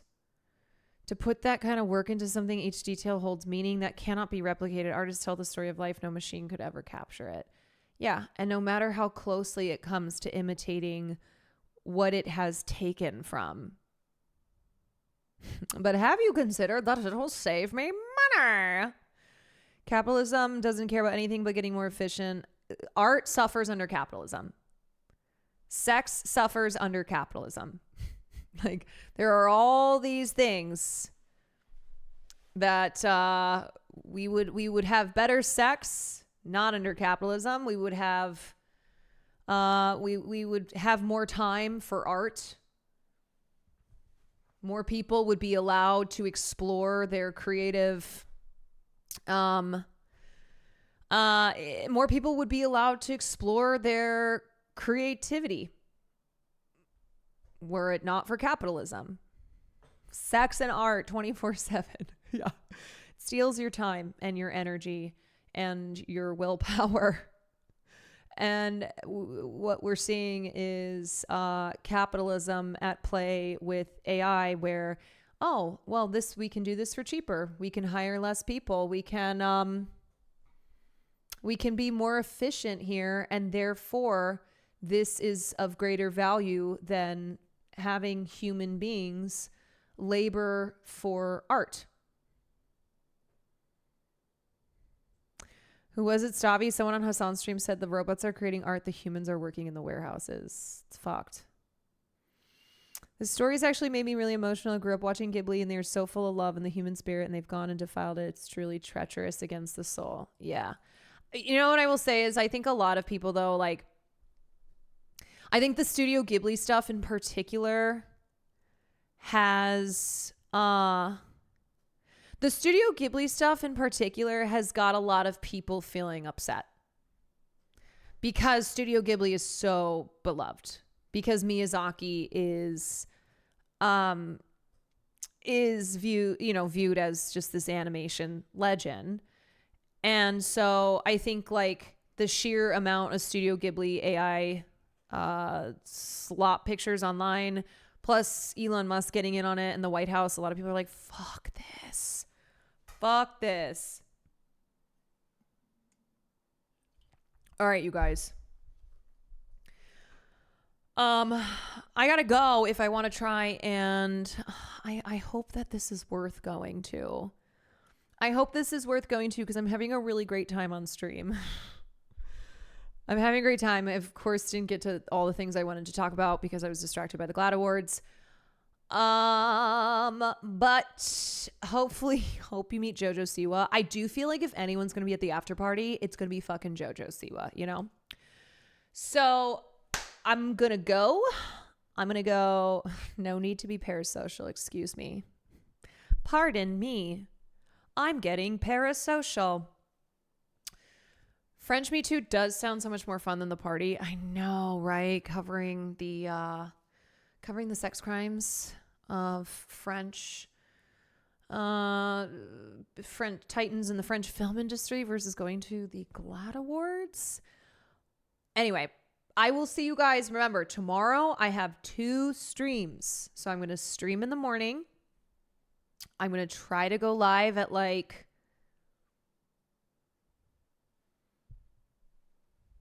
8:30. And then I'll be talking to Taylor Lorenz at 10 o'clock a.m. And we're going to talk about the show Adolescence. We're going to talk about the legislation that's being aimed at restricting kids' access to social media and the internet. She's written a lot about this. And then tomorrow night, I will be doing the Working Man stream. with Will Neff. I don't know what we're doing, but we'll be doing something. So 2 streams tomorrow. If you can't make the morning, I'll be streaming at night. If you can't make night, I'll be streaming the morning. Or maybe you want to do both of them. Let's go Taylor Rules. Y'all are great collab. Taylor's great. We've chatted before on stream. There's a lot of things we're always texting each other about because we're kind of